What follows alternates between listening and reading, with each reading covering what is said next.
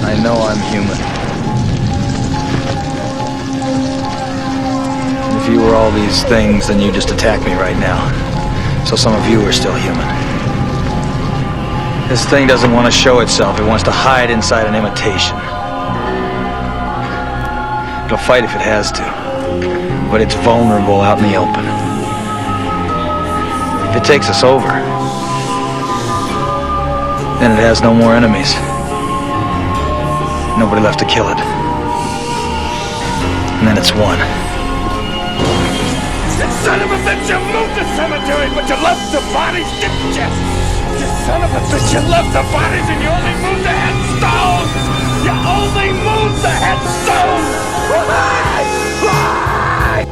For a girl like you to come into my life, I've been waiting for a girl like you, the love that will survive. I've been waiting for someone new to make me feel alive. Yeah, waiting for a girl like you to come into my life. You bitch! You called me a bitch!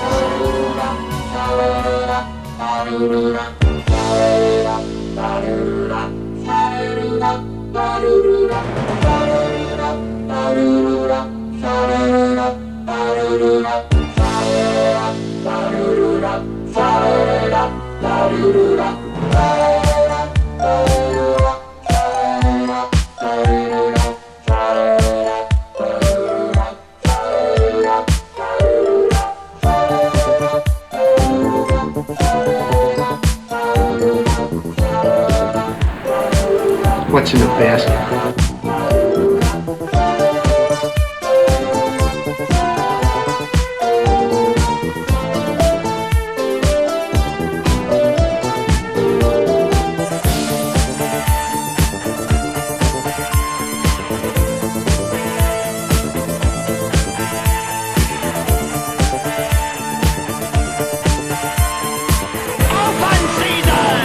How do we know she is alive?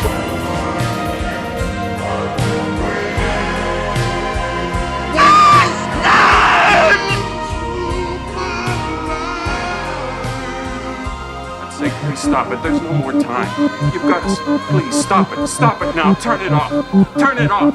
Stop it. Stop it. Stop it. Stop it. Stop it. Stop it. Stop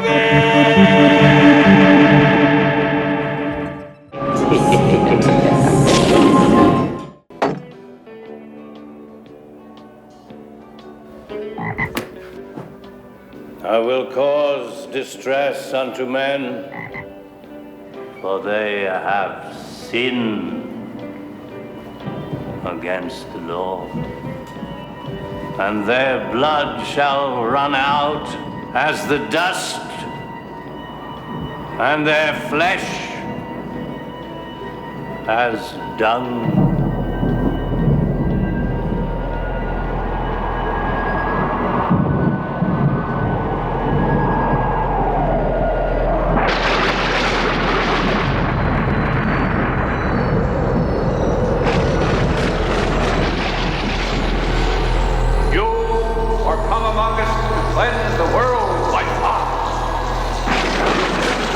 And by blood.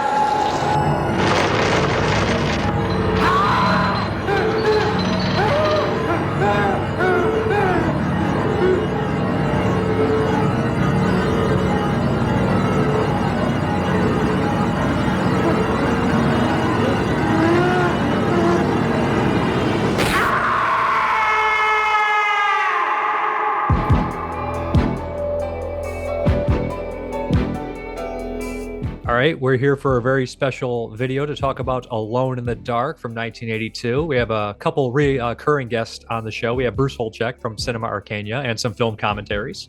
Hello, hello. Thanks for having me again. I'm happy to be here to help chop up your mother. We also have Nathaniel Thompson from Mondo Digital and even more commentaries as well. Indeed. Thank you for having me, and great to be here and talk about a movie that I've think been a very long champion of over the years, and it's great to be here talking with our special guest today. Yep. And finally, the very special guest, director, writer, filmmaker, Jack Sholder, the director of the movie. Thanks. Happy to be here, and happy to talk about my first film. Yeah, thanks so much for doing this. It's really appreciated. Again, it's a favorite of the three of us. So yeah, having you on here to discuss it is really an honor. Well, it's a testament to your good taste and intellect. I as some of you may know, I've never been a fan particularly of the genre. And I know some people refer to it as a slasher film, which is one of my least favorite genres. I mean, we can talk a little bit about the origin, but I basically saw myself as an art film director. I listen to a lot of mainly classical music. I'm a fairly cultured guy, so slasher films doesn't quite fit in there. And I was a huge fan of the French New Wave and earlier, everything from Méliès to René Clair to Jean Renoir and so on and so forth. So I was really trying to sneak in an art film under the guise of a horror slasher, whatever you want to call it. So I think the people that like the film sort of get that part of it, hopefully. Since that's what I was really trying to do. Yeah, you definitely work in some interesting ideas and concepts into it, and I do think that's why it is appreciated a bit more than just your standard slice and dice movie from 1982. So speaking of your art house dreams and the ambitions, I guess that would kind of roll nicely into the actual origin story of Alone in the Dark, which you can't really talk about Alone in the Dark without talking about New Line Cinema. And it's, for those of us that grew up in the 80s, we really think of New Line Cinema as a full-on production studio. But it's, easy to forget that didn't really happen until after Nightmare on Elm Street, the first Nightmare on Elm Street. New Line was kind of referred to as the house that Freddy built, in the trades. The success of that kind of helped launch them as a major player against the other studios. But when New Line first started in the 60s, they were essentially just a distributor of foreign and art house movies to college campuses and libraries. They sort of originally picked up a couple of Czech films, moved into things like Godard's Sympathy for the Devil, some Pasolini, some of the early Werner Herzog movies, before eventually kind of transitioning into things. I know they had a big success once they the story is that Bob Shaye found out that Reefer Madness was in the public domain, so he got a print of that and started circulating that around college campuses as midnight shows, and of course that was a big success in the 70s. And from there, kind of branched out into some early theatrical runs with things like the early John Waters movies, Pink Flamingos. They had a big hit with, a film that you were sort of involved in the U.S. version of, The Street Fighter with Sonny Chiba, a movie that was originally rated, claimed to be the first X-rated movie for violence alone. I don't know if that was just marketing hyperbole or if that was truth, but it certainly got me to watch it. So do you want to talk a bit about how you originally got involved with New Line Cinema during these early years when they were mainly just a distributor? Yeah, well, I guess it was 1969. I graduated from college. I was living in New York. I'd gotten some work doing some film editing. You know, I was basically figuring it out on the job. I was an English major in college, but I started making films my senior year in college. I mean, there was no film program. I mean, at that point, there weren't very many film programs in the country, and so I just did them. You know, and we kind of figured out, like, you know, how to plug the camera into the Niagara, and, you know, so on and so forth. And I worked, you know, I knew you needed a moviola, so I had one freighted to me from. I actually went to Antioch College, which is in southern part of Ohio, and you know, tried to figure out, you know, how to use it, and so on and so forth. And I got to New York, met an alum, and I got a little bit of editing work, and, you know, before I knew it, I was starting to have a career as an editor. I mean, not much of a career at that point. And a friend of mine knew somebody who was working as a temp at New Line, and said maybe they'd be interested in distributing one of your shorts. So I called up and I spoke to Bob, and he said, well, yeah, drop it off. So I dropped off what I thought was my best short film. Won an award, I don't know. Anyway, and a couple of weeks later, he called me up and he said, well, why don't you come on down and we'll talk? And he said, well, you know, we really don't, you know, I like your film, but we really don't need anybody any more short films. You know, we've got all. You know, Bob really wanted to be a film director, and he ended up directing 3 films. And it's really not. He's not a great film director. Let's put it that way.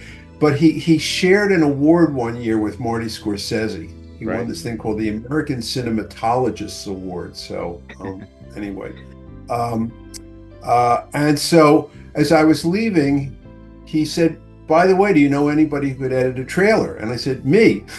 I'm never having edited a trailer. And so he said, okay. And we rented somebody's editing room, you know, starting like Friday evening when they left for the weekend. We went in and we basically didn't leave until Monday morning, you know, except for food. And we ended up with a trailer, and I ended up becoming good friends with him. He sort of adopted me in a way. I mean, he's about 5 years older than me, and I didn't have any money. He had some money, although New Line always had financial problems. There were 4 people working there. It was, you know, as you described, it was basically their whole thing was film is starting to really explode, and college students are really interested in this, and so their whole thing was distributing to colleges. And they actually had a business plan where, to get a sales force, they basically found what they called student representatives or something, which is basically they would get students, and if they would book the movie, they would get a commission. So he had this unpaid sales force. And so after that, if they got another film and they needed a trailer, he'd call me up and I'd do a trailer. You know, sometimes he usually felt most films were too long, so he'd call me in to make them shorter. I think I did probably. I once tried to count them up, and I got to about 80 or so. You know, and I would write. You know, I would write them, edit them. You know, do the whole thing, and it was a great learning experience. You know, I sort of describe it as sort of taking a grandfather clock and making it into a wristwatch. You know, and you learn a lot about how clocks work. You know.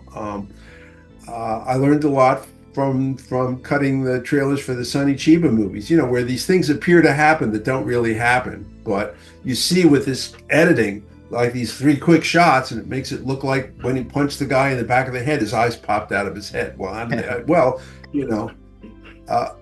I mean, now you can do it on your TV or on your phone, but then it wasn't so easy. So right. So I learned a lot, and at a certain point, I remember I used to watch a lot of movies with Bob. Bob would like to get people's opinions of stuff, and I was one of the people that he would sort of ask about things. And one afternoon he said, I want to go see this new movie, Halloween, and it was making a lot of money, and it cost very little. And so we were sitting around one evening at his office with a few of his execs. I think a joint was being passed around, if I'm not mistaken. And one of the guys said, the distribution business is getting too hard. But I actually meant to say Friday the 13th, not Halloween. Because a lot of the majors were starting these sort of art house branches, and they had a lot more money and a lot more resources than New Line. And one of the guys said, if we could make a low budget horror film, we could do really well, because we know the market, what they call the youth market. And so I came up with this idea. So I'd been living in New York, and in 1978, I believe, there was a blackout where the entire city of New York, or at least the entire island of Manhattan, the entire island went completely black. I think they started to come back after about 24 hours. It took about 3 days for it all to come back. And so what happened was there was looting, and it seemed like society just completely broke. The power went out, and society just completely broke down. And it was, I wouldn't say it was a traumatic event, but it was certainly, at least not for me. I knew a woman who got into an elevator just when the blackout happened, and spent like 48 hours trapped in an elevator.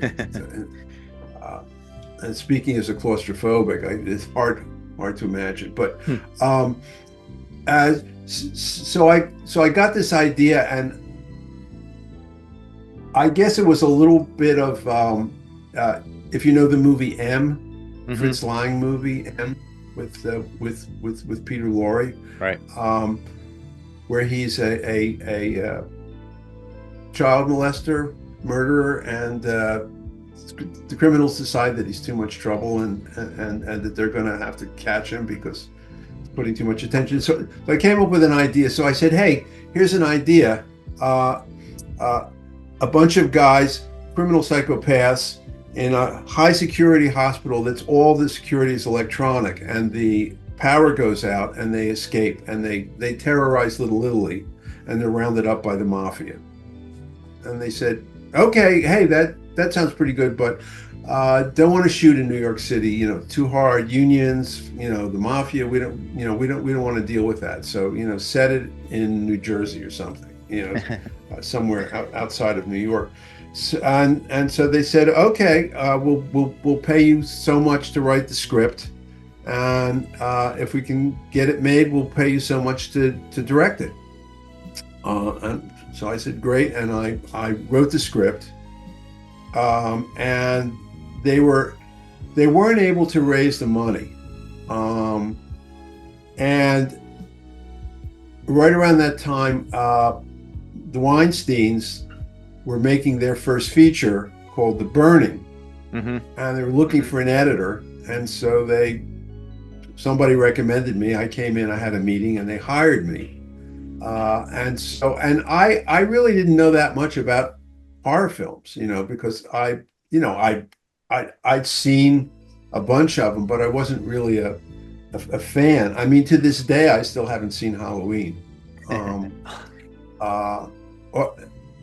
I think I may have seen Halloween. I know I never saw Texas Chainsaw Massacre, and I haven't seen, which is funny because that was one of New Line's bigger distributions at the time in the early 80s. They had gotten the rights to Texas Chainsaw and were making a decent amount of money with that. Oh, really? Yeah, I think I know about the. I know they had Evil Dead because I did a trailer for it. I actually came up with the slogan, "They woke up on the wrong side of the grave." Pretty good. It's a good line. Good line. So before we get into the burning for a bit, so you are credited as the sole writer for Alone in the Dark, but for the story credit, it credits you, it credits Bob Shea, and somebody named Michael Harpster. Michael Harpster. Yeah. So what were their contributions to the story compared to your main idea? Very little. I mean, I was not in the Writers Guild or the Directors Guild, so credits were like whatever the people who have the money are the credits. Everybody throws in their ideas. If it was a Writers Guild film, neither of them would have gotten credit. Obviously, we know who Bob is. Michael Harpster was one of the executives at New Line. I mean, he was basically in sales, but I guess he threw in a few ideas. I don't know. I mean, it's basically all came out of my head. Right. And I'm very happy to share credit when credit is due. If we ever get around to talking about the hidden, Jim Kauf, he's the man. He wrote a fantastic script, and I was fortunate to get to direct it.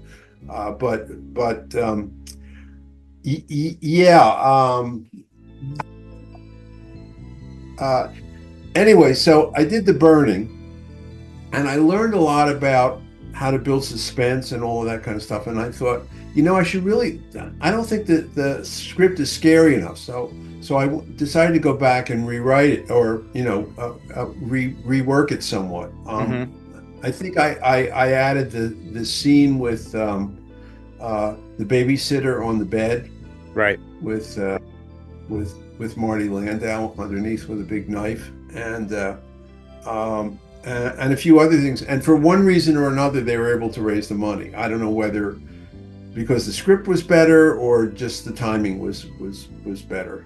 Right. And we got to make the movie.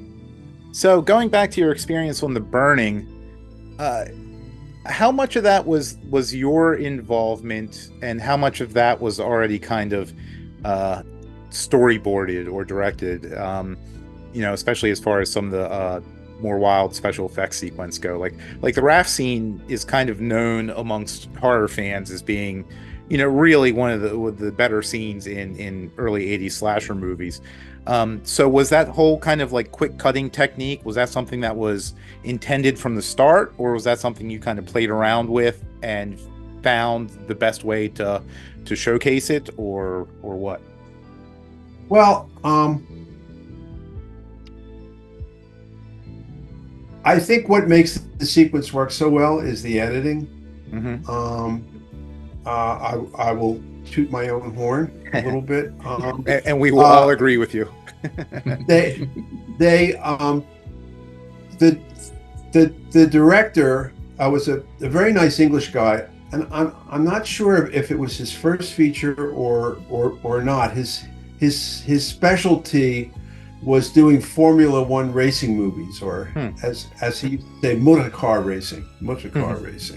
That was his passion. He had a very good cinematographer. He was a BSC guy, and a very good operator who also became a well-known director of photography. And they were very professional. And of course they, Harvey hired Tom Savini, right? And and he had a lot of respect for Savini. He didn't have a lot of respect for the director. So, they were made. Look, they came up with a highly original concept, which was there's a summer camp and there's a killer out in the woods who's killing the campers. No one had ever come up with that.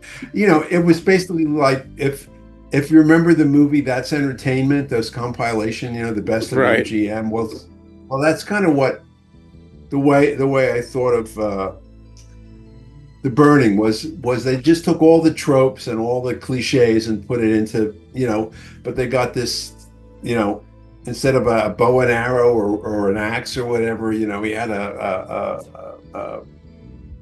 hedge clippers.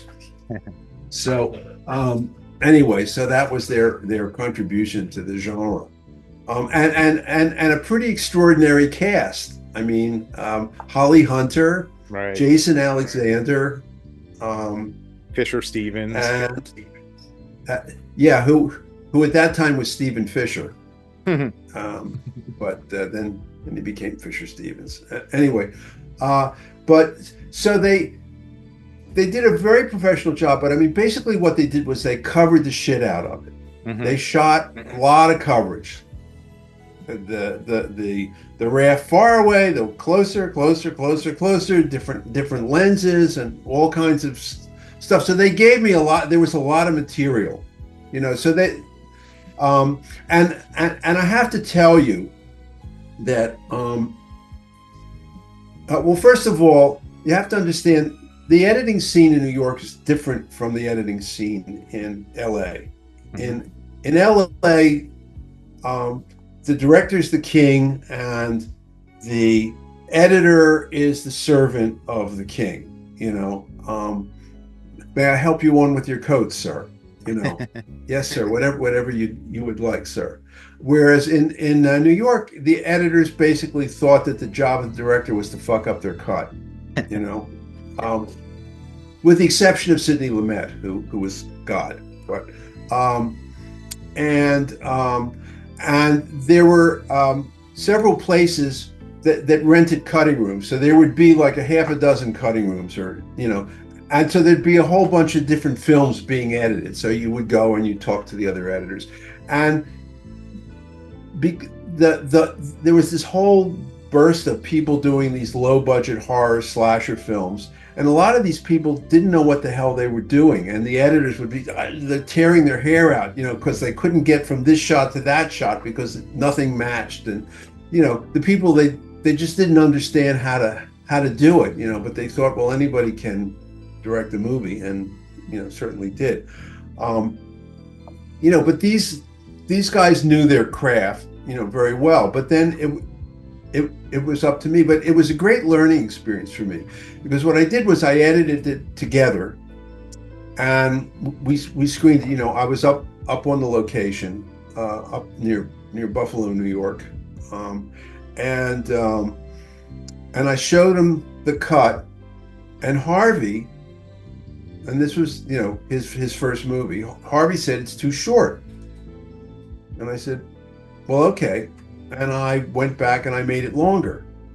He screened it again and he said, it's still too short. And I said, well, I used all the good footage. He said, use everything you can possibly use. So I went back and I basically put in just about every shot that then made it longer and longer.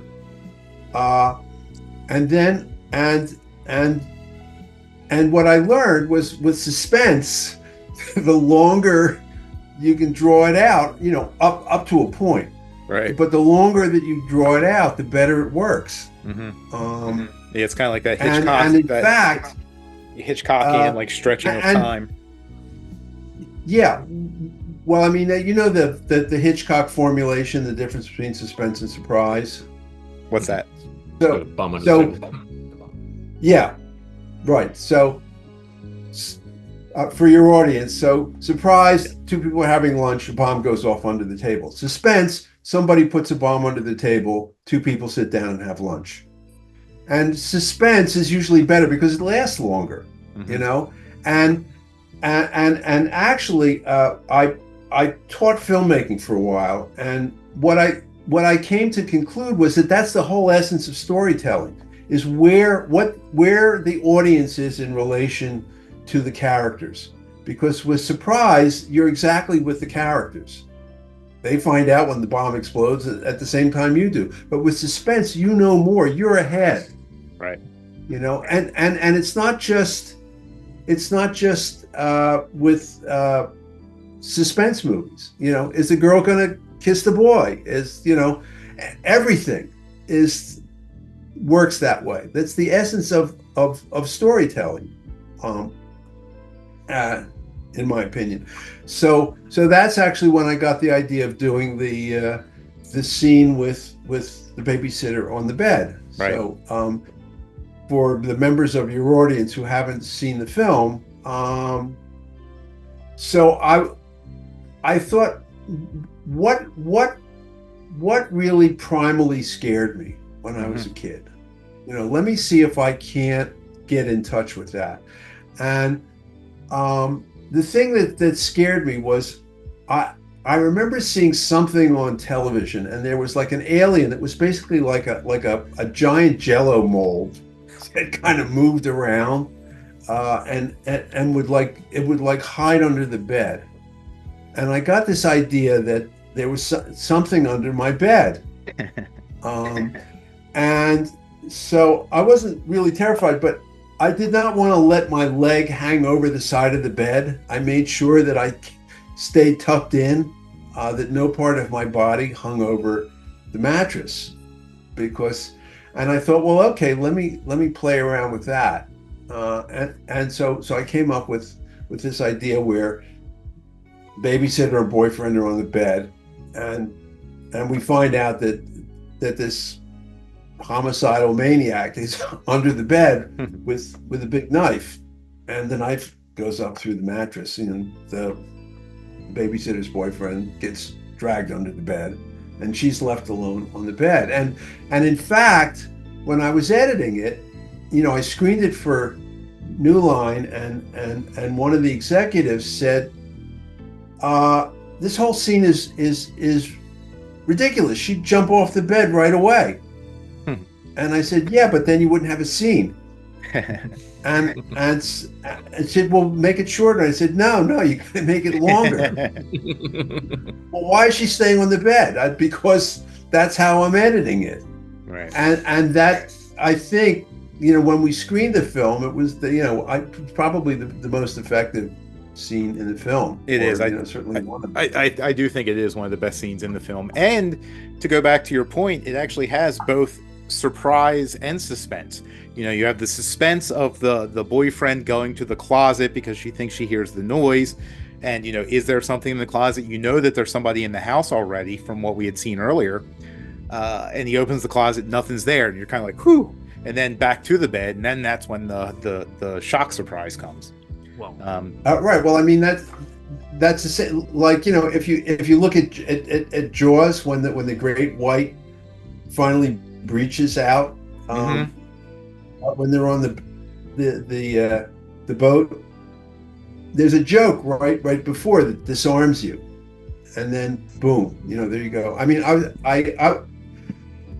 I've always thought that comedy and horror work in a similar way, because this what works in humor is you go in one direction, and then suddenly you're in a different. It does a turn, and that's what makes you laugh.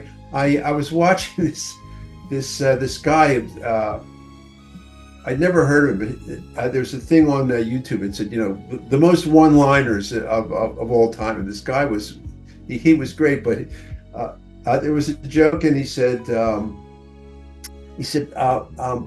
my grandfather had passed away when I was 6 years old, and I remember asking my mother. I said, Mommy, when I die, will I see Grandpa? And my mother said, not if you're good.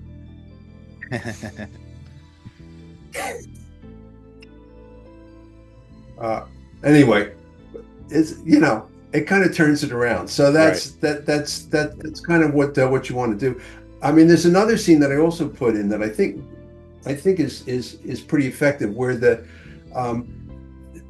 there's a sister who who just got out of a mental hospital because she had a nervous breakdown and she suffers from anxiety. Like, it's probably the only horror film where people are trapped in a house with murderous psychopaths outside, and somebody takes a Valium, which struck me as a logical thing to do.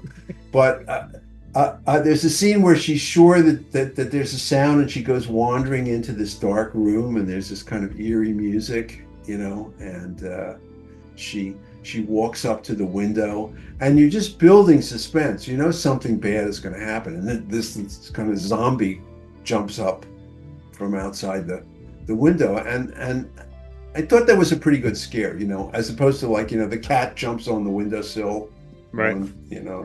And you had and Tom Savini, uncredited, did that effect, that makeup, right? Well, what happened was I had done a short film called The Garden Party, that was kind of like the film that I thought I would be making for the rest of my life if I ever got the chance. With the young girl coming of age based on a Catherine Mansfield short story, confronting death for the first time, and played by Jessica Harper, right? Yes, and we had found this guy who was a makeup guy, and he was a really great guy. Really liked him, and he was like one of these guys that you really just wanted to have around. So we hired him to do the makeup for Alone in the Dark, and he also claimed to do special effects makeup and also special effects. I mean, he was the guy that made it rain in the diner, but he really wasn't. And so we had this zombie thing, and he was going to create the zombie, and we kept waiting and waiting and waiting, and it turned out he was an alcoholic, and I knew that he drank, but I figured that he was still professional. But like about 2 days before we were scheduled to shoot it, we found out that he hadn't done it. There was nothing. He hadn't created anything. And so, what do we do? And I said, well, I know Tom Savini from The Burning. Let's call him up, see if he'll come out. So he came out, and he said, take me to the supermarket. He went to the supermarket, and he bought like Rice Krispies and soap and a whole bunch of stuff. Literally, he just, we got an extra, and he took this guy, he didn't, make cast. He just like took stuff that you got in the supermarket and turned him into this hideous zombie, and he was, and that was kind of it. He I don't think he stuck around for the rest of the show. I think he was just there for mainly that. I mean, he may have done something else, but yeah. So uncredited, yeah. It was handy that. Like, when you start talking about Savini, like, how did you decide? Because 1982 was obviously, that was a really big slasher year, because you're coming off the heels of 81, which was Slasher Central. But it's not a terribly gory movie. I mean, I think the gory bit is where the bleeder gets the guy's throat, and you have like the there's like the back and all that kind of stuff. But yeah, but there isn't a ton. So like, was there any discussion about how bloody you were going to make it? Because the poster, it's a very striking image, but it shows the hand holding the actual blood on it, which kind of makes you think you're going to get something a little more slashery than it actually is. So was there any discussion about that? No. I mean, I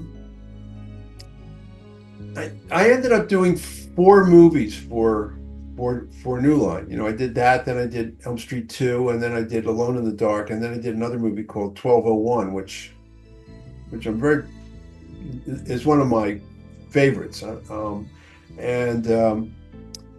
They basically didn't hover. We had a script, and I mean, he hovered a lot during Alone in the Dark because he was, Bob was very worried that we're going to go over budget, that we had a finite amount of money and there was no more money, and he was really very nervous about that, and it led to some unpleasantness. But with none of the films did he ever really, give me much input. I mean, a lot of people ask me about about Elm Street 2 and, the franchise and all the rest of this stuff. And I mean, the only thing that they ever told me was keep Freddy dark. That was basically the only thing, the only note that I ever got. They liked the dailies. I having been an editor, I knew how to put a movie together, whether it be a good movie. Bob used to say that he hired me because he knew I'd get all the pieces, whether the pieces would be good, who knows, but at least there'd be all the pieces and you could put together a movie. Right. So no, there wasn't, and frankly, I'm really not a fan of cruelty, gratuitous, and there's a certain tongue-in-cheek aspect to the film. Well, the whole hat scene. That. Oh yeah, yeah, yeah. It was kind of like the Three Stooges there in the car. Yeah, that was it was a low budget movie. Everybody was working sort of like one category higher than they worked before. So I remember that we had scouted this neighborhood in New Jersey to shoot the bicycle chase, and when I got to the location, the producer informed me that they wouldn't permit the streets that we wanted to use. So therefore, he had gotten there early and he had found a street that we could use. It was a dead-end street. It was 1 block long. We were supposed to do a chase. We found a street that was a dead end that was 1 block long. He said, well, you could film going this way and then you could film and finally I said, fuck this. We're just going to shoot it where we plan to shoot. If the cops come and stop us, then they'll stop us. And fortunately, nobody did. But, that's kind of how a lot of it went.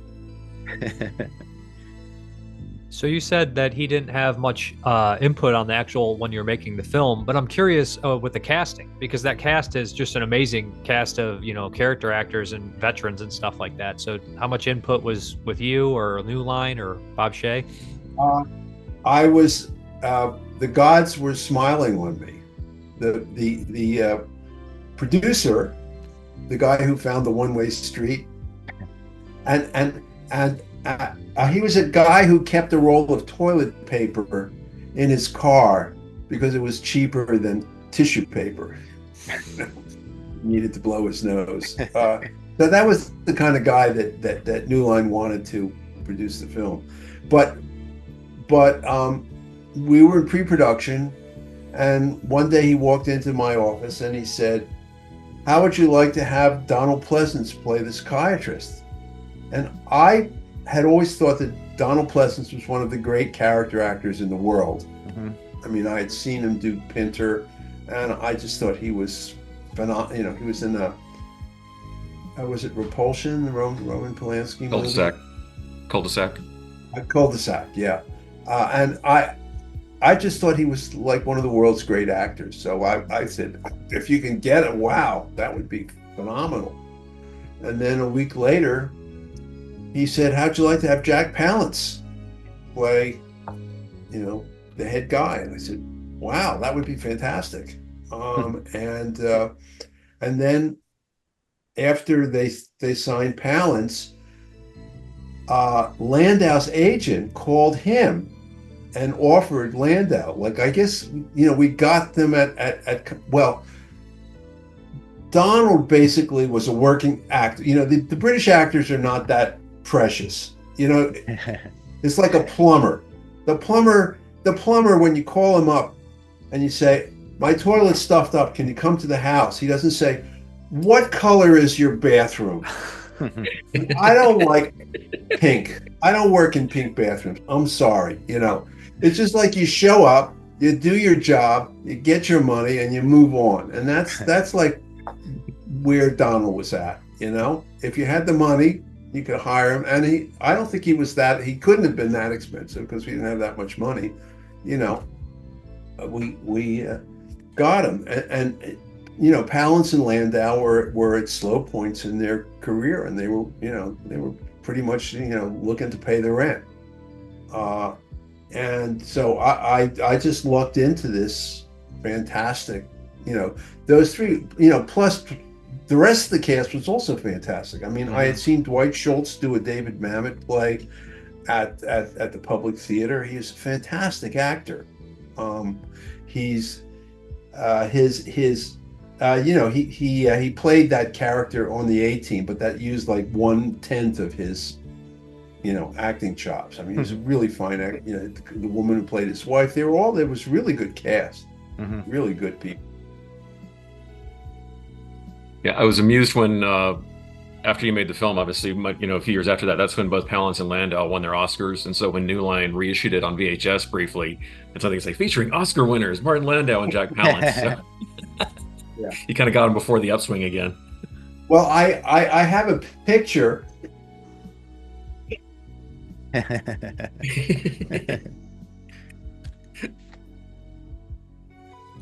have a picture here. I don't know if you can see that, but it's Landau, Palance, me, Bob Shea, and Erland van Lidth. That's great. Erland unfortunately passed away. But out of these 5 people, 3 of them got Academy Awards. I mean, Bob got one for Lord of the Rings. Right. Yeah, and actually, there's an inscription on here from Palance. It says, "Jack, it wasn't funny, but it was fun." Yeah, Erland van Lidth passed away real young. He was age 34, and he was a real interesting actor. I think I knew him first from Philip Kaufman's The Wanderers, a New York gang movie that I loved. But, he only did 4 movies. He did that. He did your movie. He did Stir Crazy with Gene Wilder. And then did The Running Man with Arnold Schwarzenegger. Dynamo. Yeah, but he was a... he was born into he was like a Dutch noble. He was born in the Dutch nobility. He had a BS in like engineering or sciences or something like that. He was a wrestler. He was he was like he was on the Olympic wrestling team as like an understudy or something. And then he like in '76, and then he kind of got screwed in 1980 because I guess there was some problems with the Olympics being in Moscow and the U.S. was boycotting that or something. And then he was an opera singer as well, which we kind of got to see in The Running Man. I heard him play. I heard him do Figaro in The Marriage of Figaro. Mm-hmm. I'm sure he was great. Right. I remember when I met him and I shook his hand. His hand was like a baseball mitt. It's like my hand disappeared in his hand. Right. He was a huge guy in every possible sense of the word. I mean, he was brilliant. He had a brilliant mind. He had told me that he had gone to the New York Athletic Club to work out, and he basically like lifted up the entire stack on every machine. Which is like. The jaws dropped at how powerful this guy was. And I mean, the hardest part for him was he was playing like a guy who's like an idiot, right? And it was very hard for him to get there, and so we had to kind of work on it a little bit. I mean, in a way I kind of felt bad. The boyfriend of Bunky, the babysitter, who was basically just there to get murdered. I'd be the stupid boyfriend who gets, then gets murdered. And one of the actors who went up for it was Matthew Broderick. And he was so good that I didn't cast him because I felt bad to cast him in that role. You know. So what was it like? What was it like working with Jack Palance and Martin Landau? Well, Landau was a real sweetheart.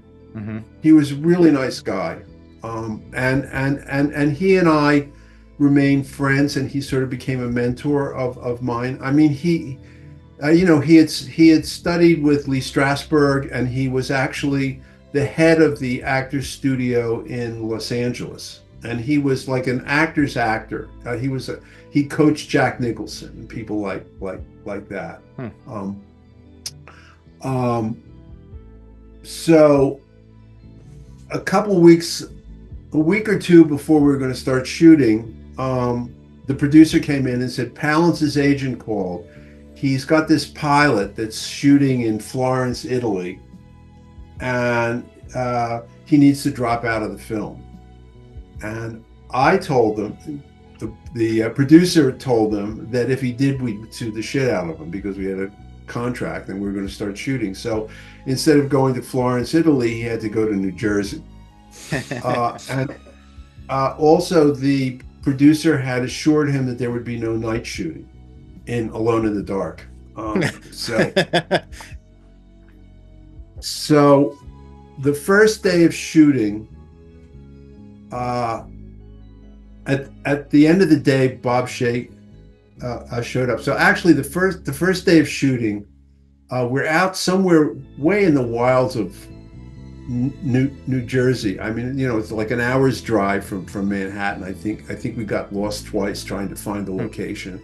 And when we get there are guys from the union, these goombas from the union standing around watching, that made everybody nervous. And at the end of the day, Bob said, "Oh, Jack Palance showed up. We had lunch with him, and he's really pissed off. He's really angry. He's so pissed off he punched the producer." At which point I had a panic attack. And then he said, "Oh, and you're supposed to have dinner with Martin Landau and Barbara Bain." And at which point I went into a liquor store. I bought a fifth of bourbon, and I got in a taxi and started drinking the bourbon before I met Landau. And I was really, pretty nervous about Palance, and I couldn't sleep. And somewhere around 3:00 in the morning, I thought to myself, I'm not going to let this guy push me around. I'm the fucking director. Nobody's going to push me around. I'm the fucking director. And I, so I kind of had that attitude. And in the morning was the first day that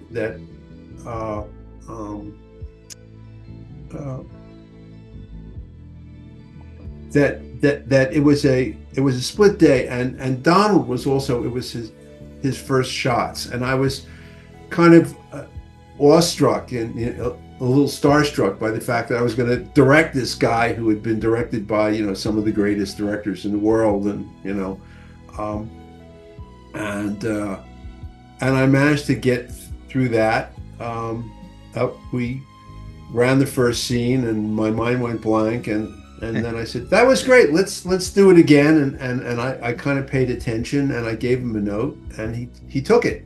And when you're working with guys like that, it's like driving a Ferrari. You touch the wheel and you're around the corner. It's just they're it's the great privilege that I've had as a director is working with some great actors.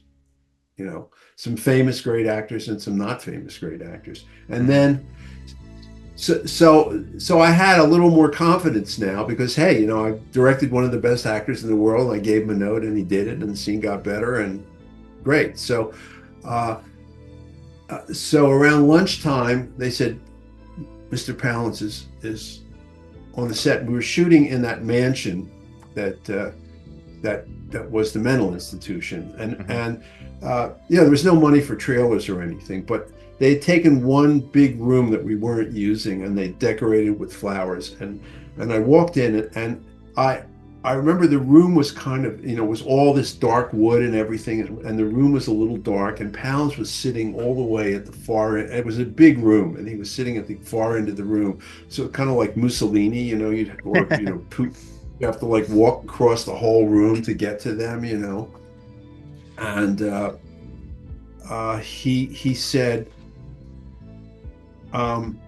he was cool, I would say. And, I told him how happy I was to have him and all that. And he said, look, there were two scenes. There's this long dialogue scene, which is the scene where the first walk and talk where he says, none of us are crazy. We're just on vacation. And he said, I can't really do this scene. Nobody told me that I was going to be doing this. I have a hard time memorizing dialogue. I can't possibly shoot that scene today. And then he said, and then at night it was what's called a split day, where you shoot half in the day and half at night. And at night it was a scene where they escape from the hospital, and he drags this guy out of a car and kills him and takes his car. And he said, and I don't want to kill the guy because I really don't like violence. So so I thought back, I'm the fucking director, and I said, look, Jack, we have to shoot the dialogue scene today. It's the only day that we can shoot it. We have to shoot it. We'll make up cue cards. I'll break it down into little pieces. Whatever you need, we'll do it the last thing in the day. Whatever you need, but we have to shoot the scene. Period. There's just and somehow we'll give you all the help that you need. And as far as tonight, we'll talk about that later. And so I set up the scene. It was a long dolly shot, very long dolly shot. But I was prepared to start and stop and shoot, coverage and whatever. And we finally did the first take, and he was just fantastic. And I said, let's do one more. And we did one more, and he was equally fantastic. I mean, I don't know whether you remember the scene, but I just thought he was just great. Yeah. He was fantastic. And I said, wow, Jack, that was fantastic. And he looked at me and said, you're full of shit. And he walked away, which was his way of saying thank you, And then later on, and then we broke, waiting for dark, and I went back. And at this point, he was friendlier. He was an opera fan, and I know a little bit about opera, so we talked a little bit about that. And then I said, okay, now as far as tonight goes, it's in the script that you kill the guy. And he said, why? Why do I have to kill the guy? And I said, well, we need to know that your character is capable of violence. And he looked at me with his face and he said, they'll know. And he was right. It was one of the great lessons that I've had about directing movies, And I said, well, how are we going to get the car? He said, well, just have the fat guy kill him. So I actually went up to Bob Shea, who was around. I said, Bob, he doesn't want to kill the guy. He said, let Erland do it. Bob said, I don't care. So that's what we did. So I do have a. Oh, go ahead. Yeah. I have a question about another Jack Palance scene, something that I didn't notice until watching it to refresh for this. So the question, and then I'll give the example. How much of these characters were brought to these roles by the actors? Like, were specific choices made by them, or was this all in the script? So there's the scene where the three patients are laying in their bed, and they're sort of coming to the realization that they need to kill this new doctor because he killed their old doctor and he was going to kill them. So I did notice this last time watching it, as they're laying in the bed, Jack Palance is supposed to be a former POW, prisoner of war. And him laying in bed, instead of his head being on the pillow, his head is actually on the metal bed frame, as though like discomfort is like the sort of comfort that he's used to. You know, he's not used to actually having his head on a pillow from being in these POW camps. So was that something that was instructed, or was that something Palance brought to the role, or was that just really, am I overthinking things? No, you're not. I mean, since I wrote the script, like most writers, you know, I was very protective of everything that I wrote, you know. So pretty much everybody said the dialogue that was written. But the thing about really good actors is that they bring something else to the role. So it's on the page, and you know, sometimes the writing's really good, and sometimes it's on the page. It's just, you know, dark things on white paper, and then. So no, I did not instruct him to put his head on the railing of the bed. However, it's interesting that you brought up that scene, because Palance, when I wrote the scene, I had this vision of these 4 beds, like 4 peas in a pod, and they're just lying in the beds, still plotting. And you know, that image was very strongly fixed in my head. And when we got to do the scene, Palance said, "I should be walking around."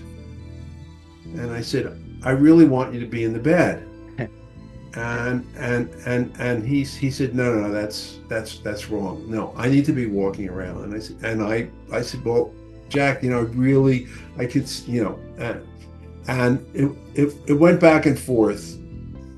And finally Landau said, Jack, just do it the kid's way. Do it the kid's way. And Palance said, and grumbled. And we did the scene. And then there's also when he gets up and he walks over to the window and slams closed. I mean, he was just great with everything that he did. The very final scene in the club with the girl, I think is one of the best things I ever did, because he was so great. Well, and also the girl was great. Mm-hmm. So then. A few days later, after we finished with that location, it was actually the hospital was actually 2 locations. So one was this incredible mansion, which is it's in a state park, and it's like a tourist attraction now, I think. And then the part where they were locked up was actually in a former hospital. So it was actually made up of 2 different locations. And the next thing that we had to do was the scene in the nightclub where the blackout happens, and then the next 2 days, the riot in the shopping center, you know, which is where you know, basically the lights go out and everybody goes crazy. And so the scene in the nightclub, so basically we had to be able to make a lighting change where it goes from fully lit to a blackout. Lighting, and you know, due to the inexperience of the crew, we had a very good DP, Joe Mangine, who was very experienced, but you know, he wasn't working with a great crew, and he had to do a lot of stuff himself, and took a long time. And Palance had the scenes from when he comes back to the nightclub at the very end of the movie, and we didn't get to his stuff until about 6 o'clock in the morning, if that. Might have even been later, after being told that there would be no. Well, it actually wasn't night shooting; it was early morning shooting by that point. And so, by the time we finished, it was like 1 o'clock, and we were supposed to start at the exterior of the shopping center, where there's supposed to be a riot and fires and looting and a lot of crowds. And we were supposed to start at, you know, like 3 or 4 o'clock to get everything ready. and we couldn't start until 10 o'clock because of what's called turnaround. And it took a long time to get everything set up, and Bob Shag was like really nervous. Come on. And at one point we weren't even ready, and he had them light all the fires. So we just had to like roll the camera. And then the next day we were supposed to shoot the interior of this department store that's getting looted by these guys. And we had to finish shooting the exterior stuff, and I was completely exhausted, and we only had a few hours to shoot this whole scene that was supposed to take an entire shooting day. And I figured out one way to get it. There was one way to do it with this, using this one extra that we had seen, and found out that they'd sent him home because he was getting overtime and they didn't want to pay him overtime. And I was completely exhausted, and I crashed. I just, like, my mind just shut down. I couldn't, I had no idea how to shoot that scene, how to get out of there. And the actors, Landau and Palance and Erland and the guy who was playing the bleeder, were all in a room waiting. And I walked into the room, and I was totally exhausted and completely dejected. And I said, look, guys, I'm sorry. We're going to have to change a few things around. I had this plan, and it got fucked up, and I'm not quite sure. I'm just not quite sure what to do, but I'm going to figure it out, and I'll let you know. And it was clear that I was really at the end of my rope. And as I was walking out, Palance said, Jack? He said, yeah. He said, remember the scene where we were all lying in the bed and I wanted to walk around?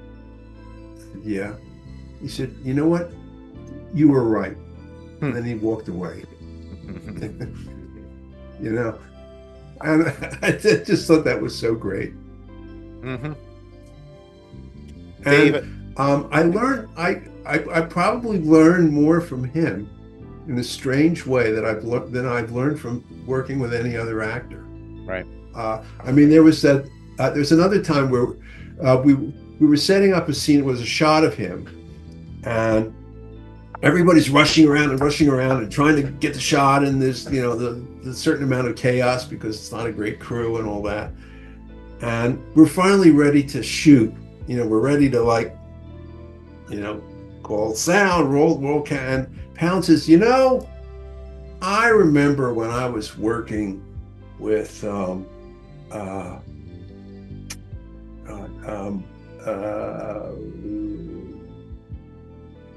his name?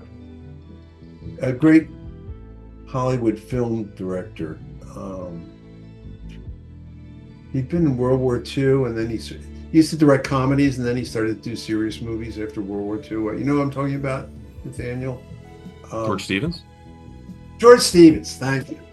Look at you. He said, I was working with George Stevens, and Stevens had, and we're all standing there like, we got to shoot. And he said, and I remember George Stevens, he had this little box on his directing chair. And when we would get ready to shoot, everybody would be ready and everything would be set. And he'd just turn up the knob and this music would play that would set the scene for the movie, for that scene, that would set the mood. And then and he'd let it play for a little bit, and gradually he'd turn the sound down and say, okay, roll camera. His way of just, he was great. He was great. And Dave, I know you wanted to ask a question about the actors as well.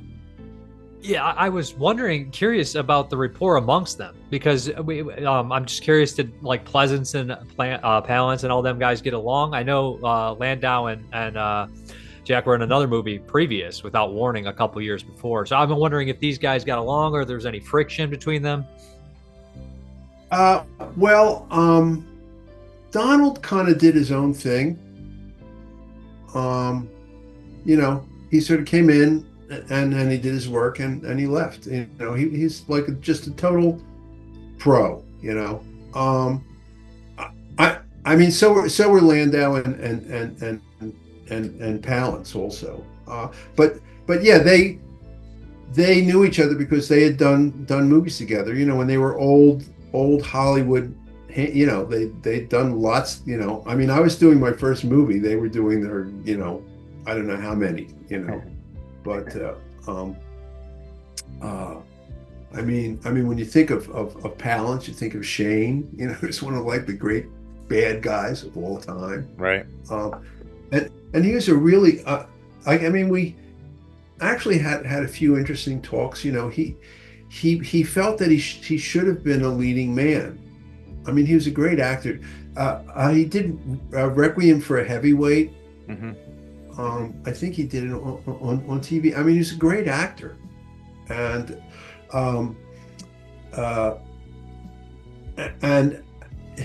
he was in the Air Force in World War II and got shot down, and part of his face was reconstructed.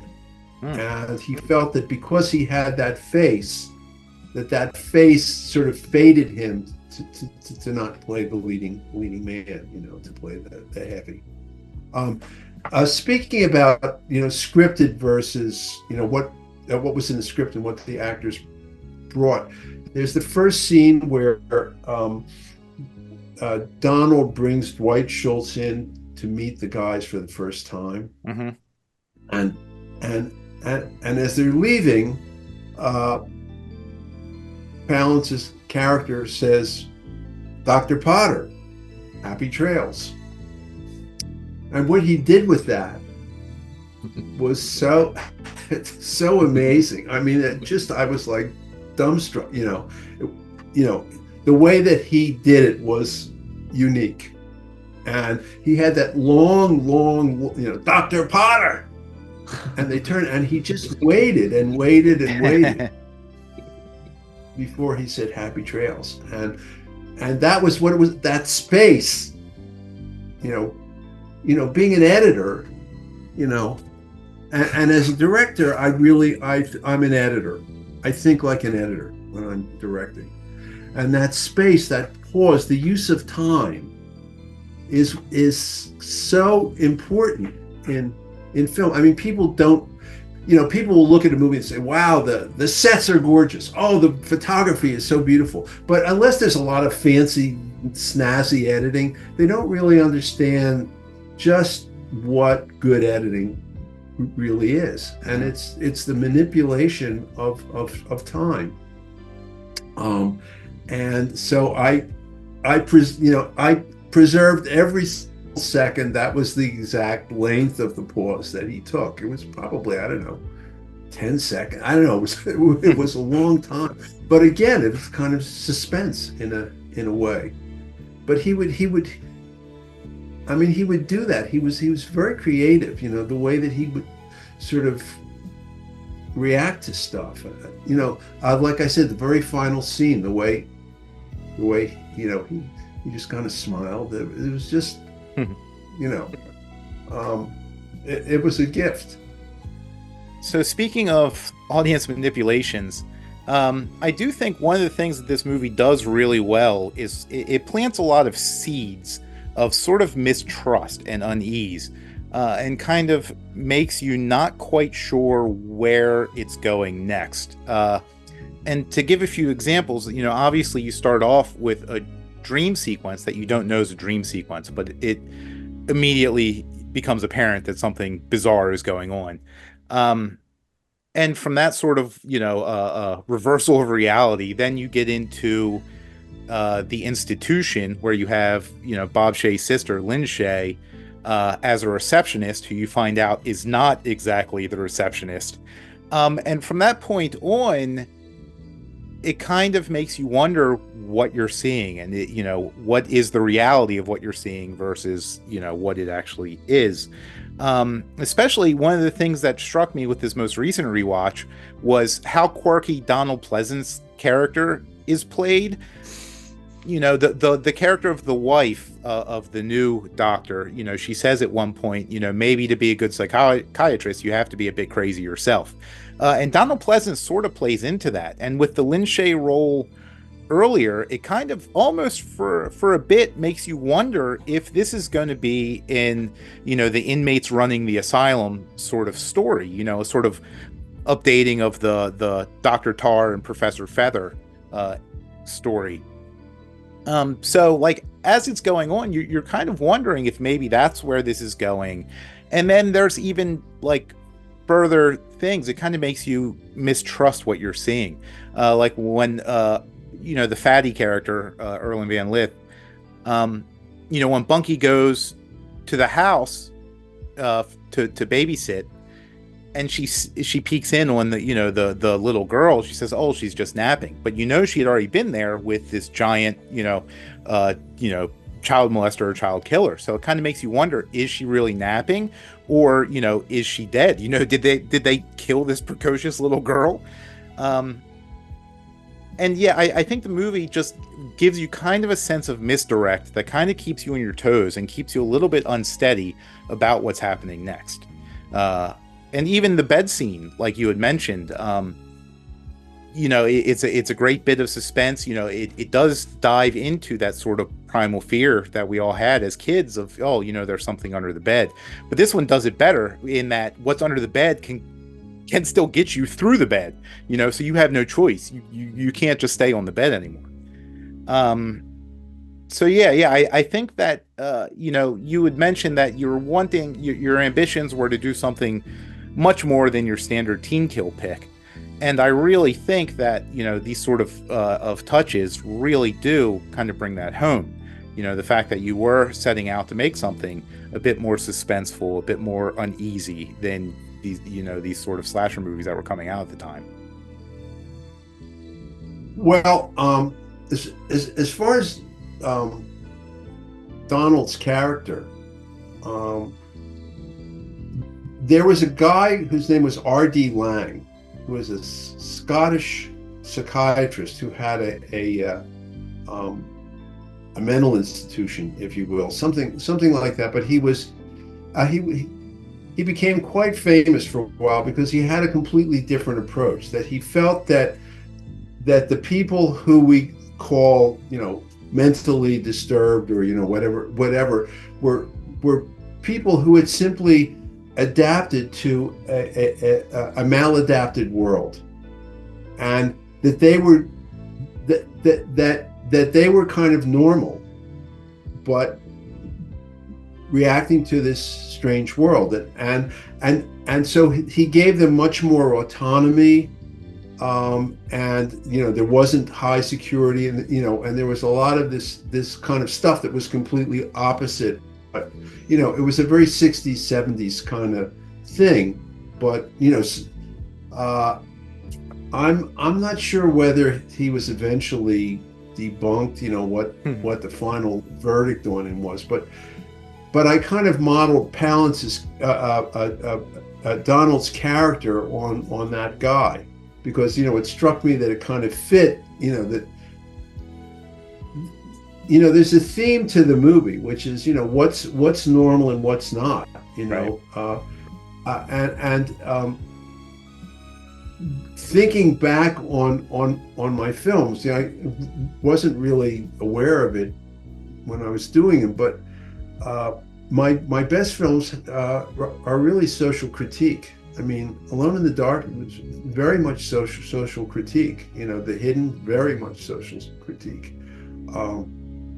What is society, what is normal, what is okay, what is what is not, and that things are not what they seem. So the things that you point out were not, I didn't set out to do any of that, but I think it's kind of like when an actor is really into the role, things start to happen. A good actor, things start to happen that you don't quite expect, because it kind of, if you're good, it kind of takes you somewhere. So, I mean, when you have a clear vision, other things start to happen that are good, which is one of the reasons that I feel that it's extremely important to understand that there's you have to be able to describe what's really going on in the film, which is not the plot, in a sentence. say it in a sentence, like alone in, what is normal in this world, and then everything kind of derives from that final scene, is it an expression of that, who are the crazy, who's really crazy, because the denouement, when Palance is finally, about to kill the whole family, and he realizes, oh, I guess I made a mistake, and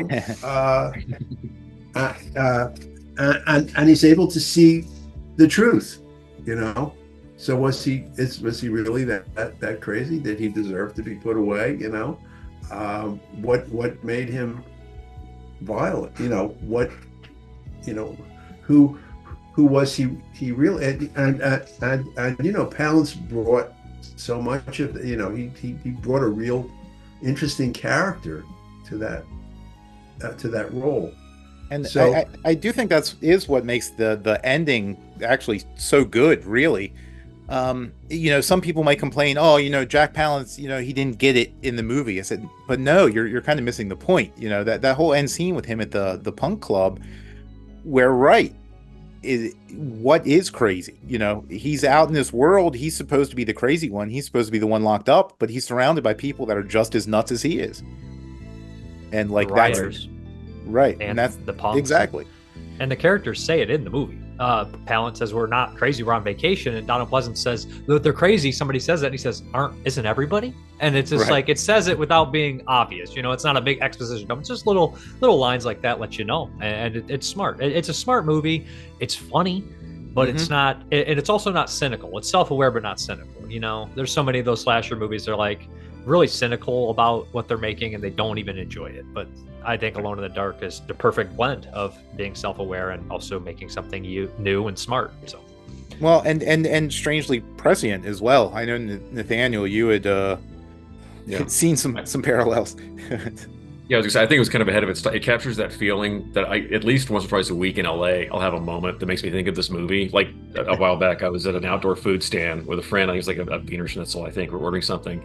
And this woman comes walking by down the sidewalk. She's walking by, so it's totally normal. And she just kind of stops and kind of leans in. And she's like, I hate your eyes.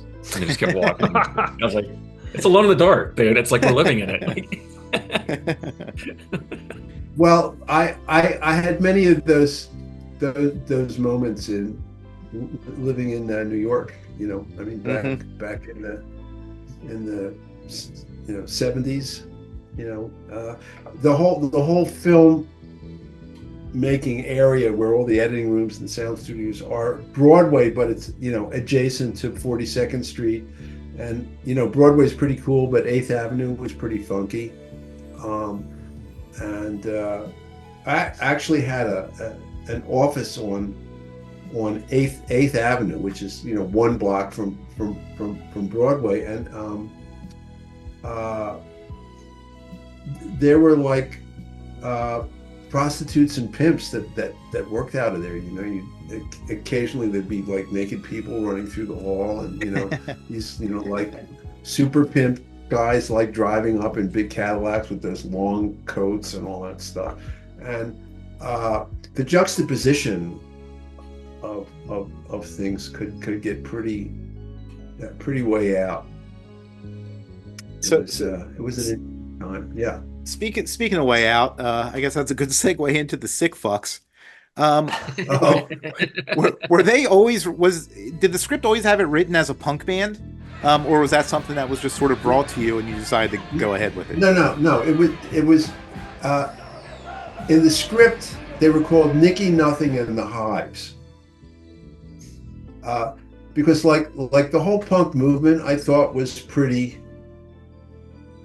funny in a way. A lot of these bands, people that couldn't quite play their instruments, and just that whole world, it was kind of like a crazy scene, so I thought, well, that would fit in. And the casting director said, because we assumed we were going to have to cast a bunch of actors and make them seem like they were a band. And the casting director said, there's this band that I found that would like to be in the movie, and they're called the Sick Fucks. And I said, that sounds good. Bring them in. And so they came in, and they were in their full costume, you know, like the trashy nuns with the torn, you know, fishnet stockings and the whole thing. And you know, I got there, you know, Chop Up Your Mother and you know, Spanish Bar Mitzvah, and they had like a whole album of stuff. And you know, it was like after like 2 minutes, I said, "You're hired." Great, thank you. And Nathaniel, you interviewed them for the DVD way back when. Yeah, it's Tish and Snooki. They're sisters, and they run Manic Panic, which is a very successful kind of alternative sort of punk boutique chain. They go to like conventions. They're at Chiller all the time and things like that. But yeah, they were really fun to interview. And there's a newer interview with them on the Blu-ray as well. Since we're talking about them, I do wonder, because to me there are 3 movies that I've noted have like, I think were very well. There's one that's connected, and 2 that I think were influenced by Alone in the Dark. Obviously, right after this, Friday the 13th Part 3 also had a killer in a hockey mask. Alone in the Dark just barely beat it to the punch. And then a movie that was shot around Bruce's stomping grounds in Baltimore, Serial Mom, has a scene in a punk club with Kathleen Turner playing a serial killer, but it's very similar to Alone in the Dark. I think John Waters must have been tipping his hat in some way, I'm convinced. And then Valentine, the movie, which also has the bleeder, the guy who bleeds whenever right. serial killer. So have you seen those movies? Like, did you ever think like, oh, hey, that's like my movie? I have not. I did hear from an Australian director. Was Valentine directed by an Australian? Yeah, Jimmy Blank. Yeah, he's Australian. Yeah. What was his name? Do you happen to recall? Valentine. Yeah, Jimmy Blank. He directed Valentine. Yeah. Well, I got an email or something on Facebook from an Australian director, and he said, I just want to tell you that I stole something from Alone in the Dark. I don't know whether it was the ending or what it was. And he said, you know, we were working on the script, and we had a problem with the script, and that he had said to the producers, well, you know, there's this film called Alone in the Dark, and what they did was blah blah blah. And the producers said, well, why don't we do it? And he said, well, but that would be stealing from the film. And the producer said, well, so what? let's just do it. That would be the perfect thing to do. And so he wrote me to apologize for stealing it. And I said, well, I'll just consider it an homage, and thank you. And that's, you know, going back to your movie for a second, the way that the bleeder character is handled is another great bit of misdirection. You know, he kind of disappears from the movie, you know, half hour in, 45 minutes in or whatever. And it's to the point where you're not even thinking about his character when he's reintroduced. You're so sidetracked with all this other shit that's going on and everything, you know, the siege with these other characters trying to get into the house, that when the bleeder, you know, there is the big reveal of the bleeder again, it really comes across as you're very surprised by it. And even, you know, even amongst high volume film watchers like us that theoretically should know that it's coming, it's you do a really good job of keeping us otherwise preoccupied, so we're not even thinking about it when it does happen. Actually, the bleeder was Bob Shaye's idea. Really? Yeah. He as I recall,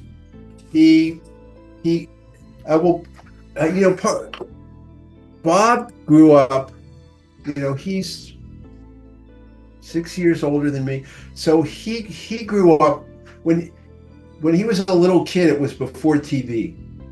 So he was like listening to the radio, and he was very influenced by radio, you know, and he had these sort of tropes that he kind of liked, that I often thought weren't that great, you know, and I believe that the general idea of the bleeder was Bob's, that there was this character and that you don't know, and that I mean, I'm not sure what he specifically had the idea that he would start bleeding, but that there would be this character and you wouldn't know who he was, and later on he would reappear. So yeah, that was a little tricky to handle, but yeah, I mean, again, as an editor, you know, where's the right moment? You know, how do you make this? You know, how do you introduce it? How do you make it happen? So, I mean, well, I wanted to be a writer. That's why I studied English literature. And before that, I wanted to be a professional trumpet player. So, and music, if I were on a desert island and someone said you could have a DVD player or you could have a CD player and all the CDs or all the movies, I'd take the CD player. And so really, for me, editing, if not directing, certainly editing, is music and story. When I say music, I don't mean in the literal sense of music, but in the, you know, music has a structure and it occurs in time.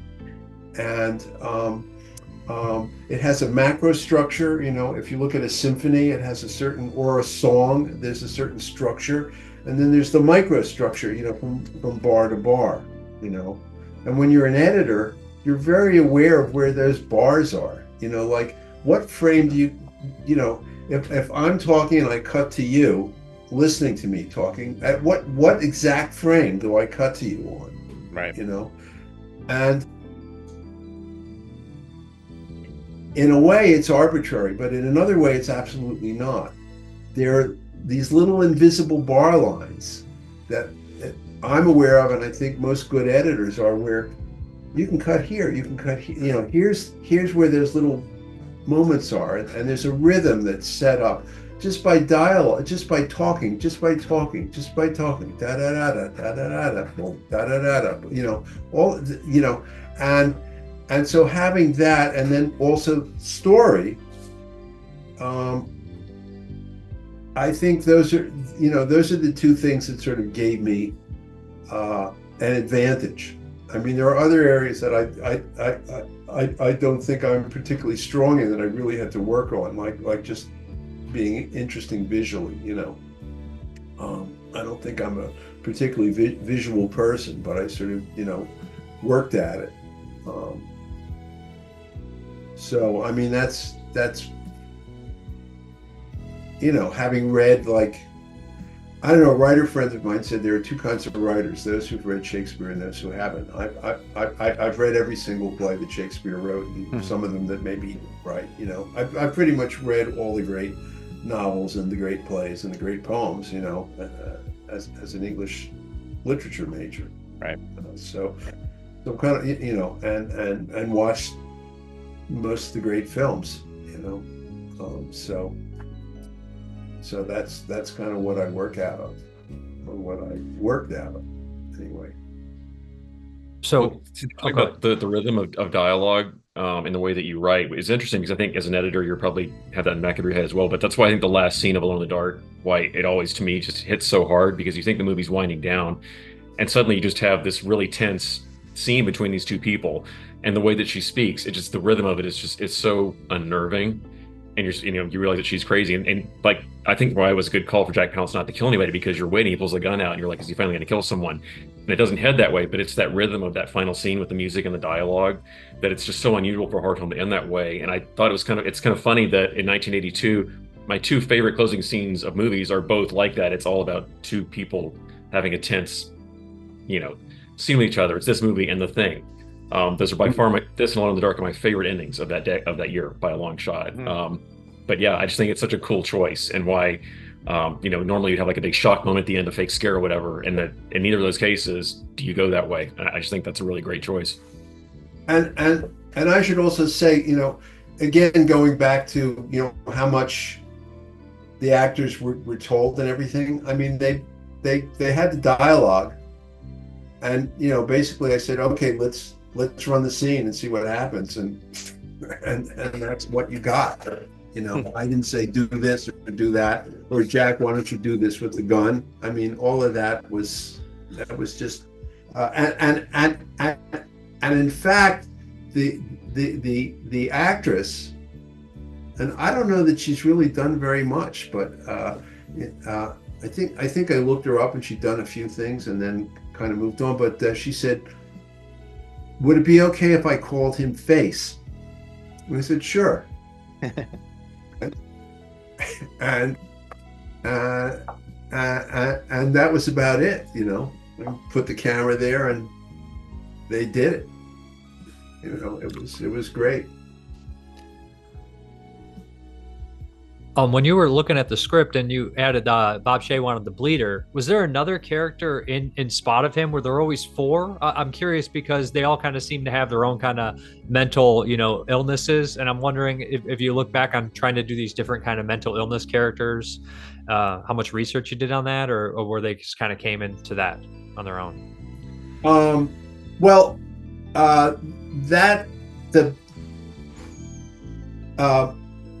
the bleeder was always part of the script, so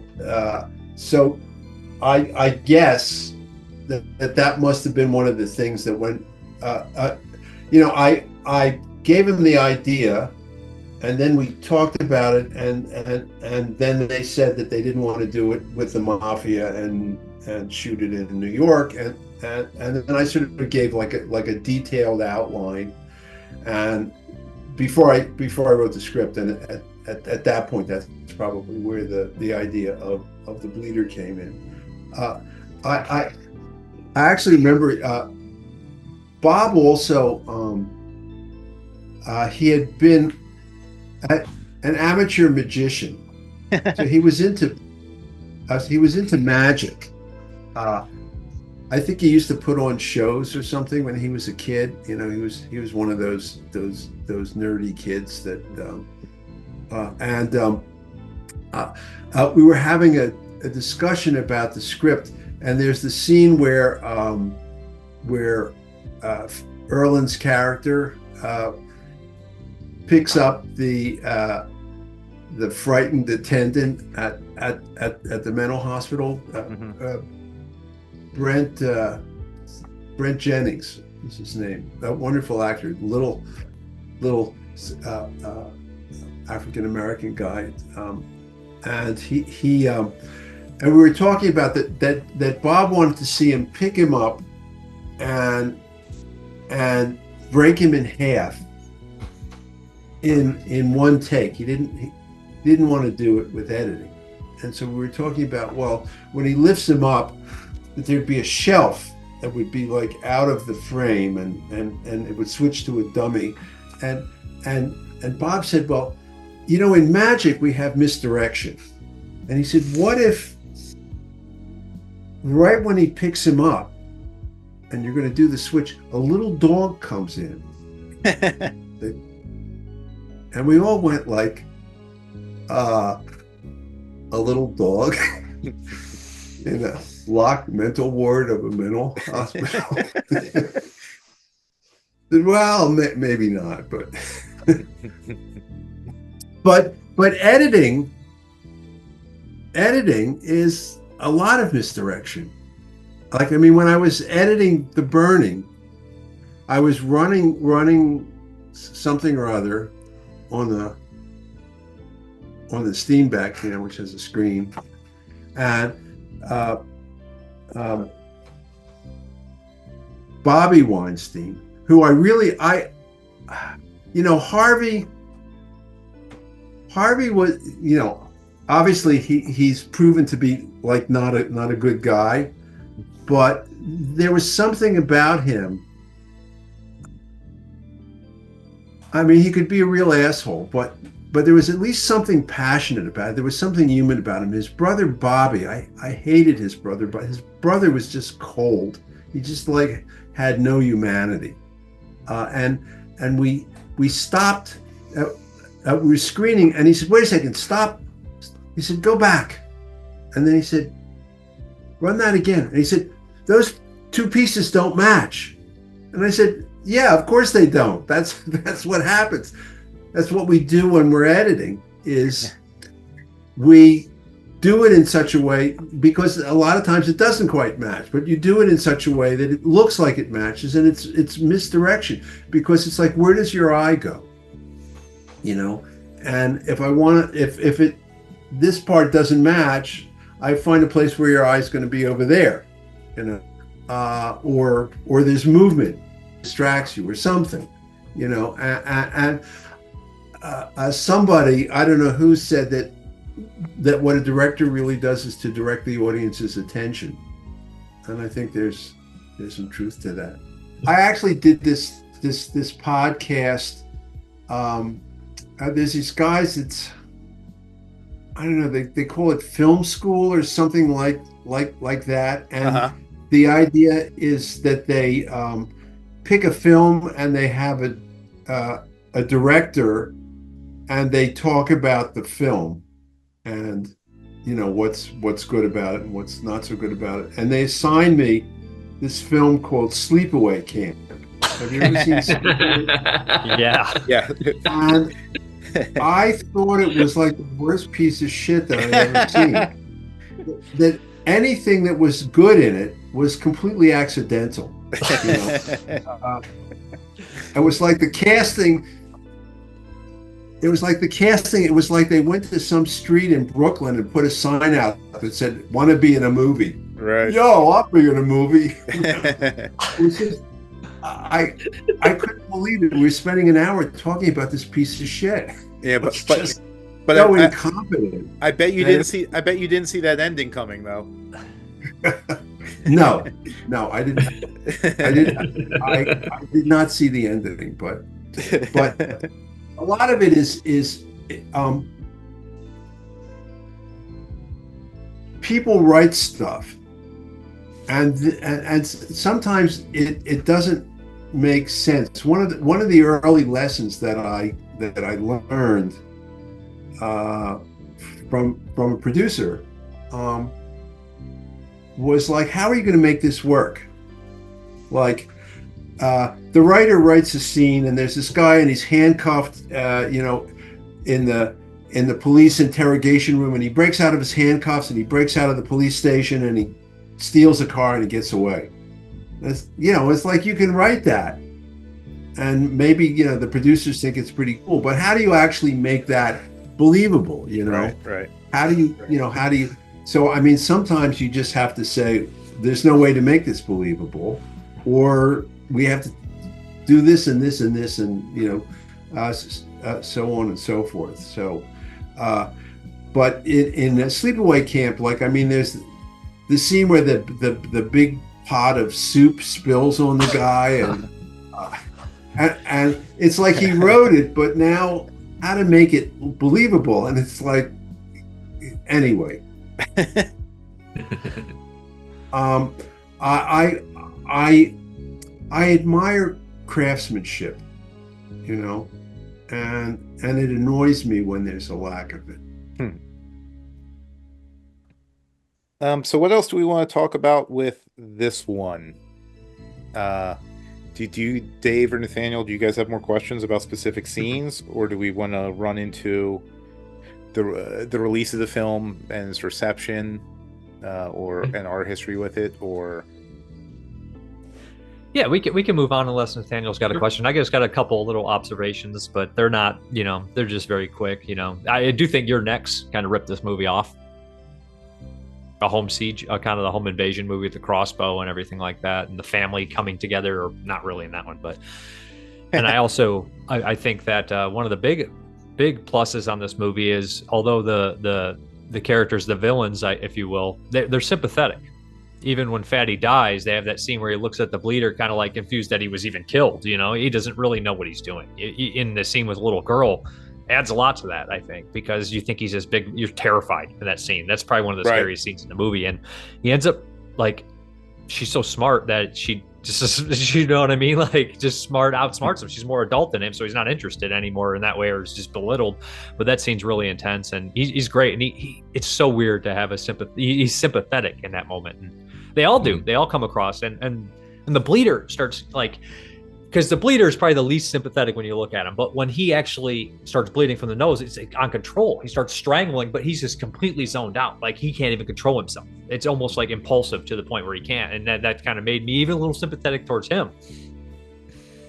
But yeah, that he goes in kind of a trance. I think is what's so creepy about it. He's out of control. Right. Yeah, it's like, it's not a jump scare. That's why that scene works. It's so creepy because when the blood starts dripping down onto her and she kind of looks up and it's so slow. Right. And he's just like sitting there breathing, you know? Yeah, that's why it really worked, because you realize he's not even in his head anymore. Right. Well, that's the thing. I mean, they're all written as damaged characters. Yeah. So, I mean, you know from the outset that, yes, they have problems, but, you know, they are in this place that theoretically is trying to rehabilitate them. Whether or not they are beyond rehabilitation, I mean, that's, you know, remains to be seen. That's why Donald Pleasence is kind of like the most dangerous person in the movie, because he's the one who should know better. Like, he is supposed to be of sound mind and like safeguarding these two groups, the inmates and the populace, and he's the one who drops the ball. So he's kind of the villain of the movie in a way. Yeah, but I mean, he does eventually realize in his last moment that he fucked up. Oh yeah, he sees the light, but it's like, the system was not a great idea at all. But right before when Dwight Schultz is first getting introduced, and Landau has set his shirt on fire and he's waving it around,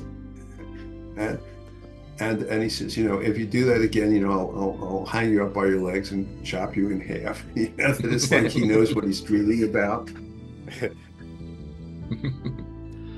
So go ahead.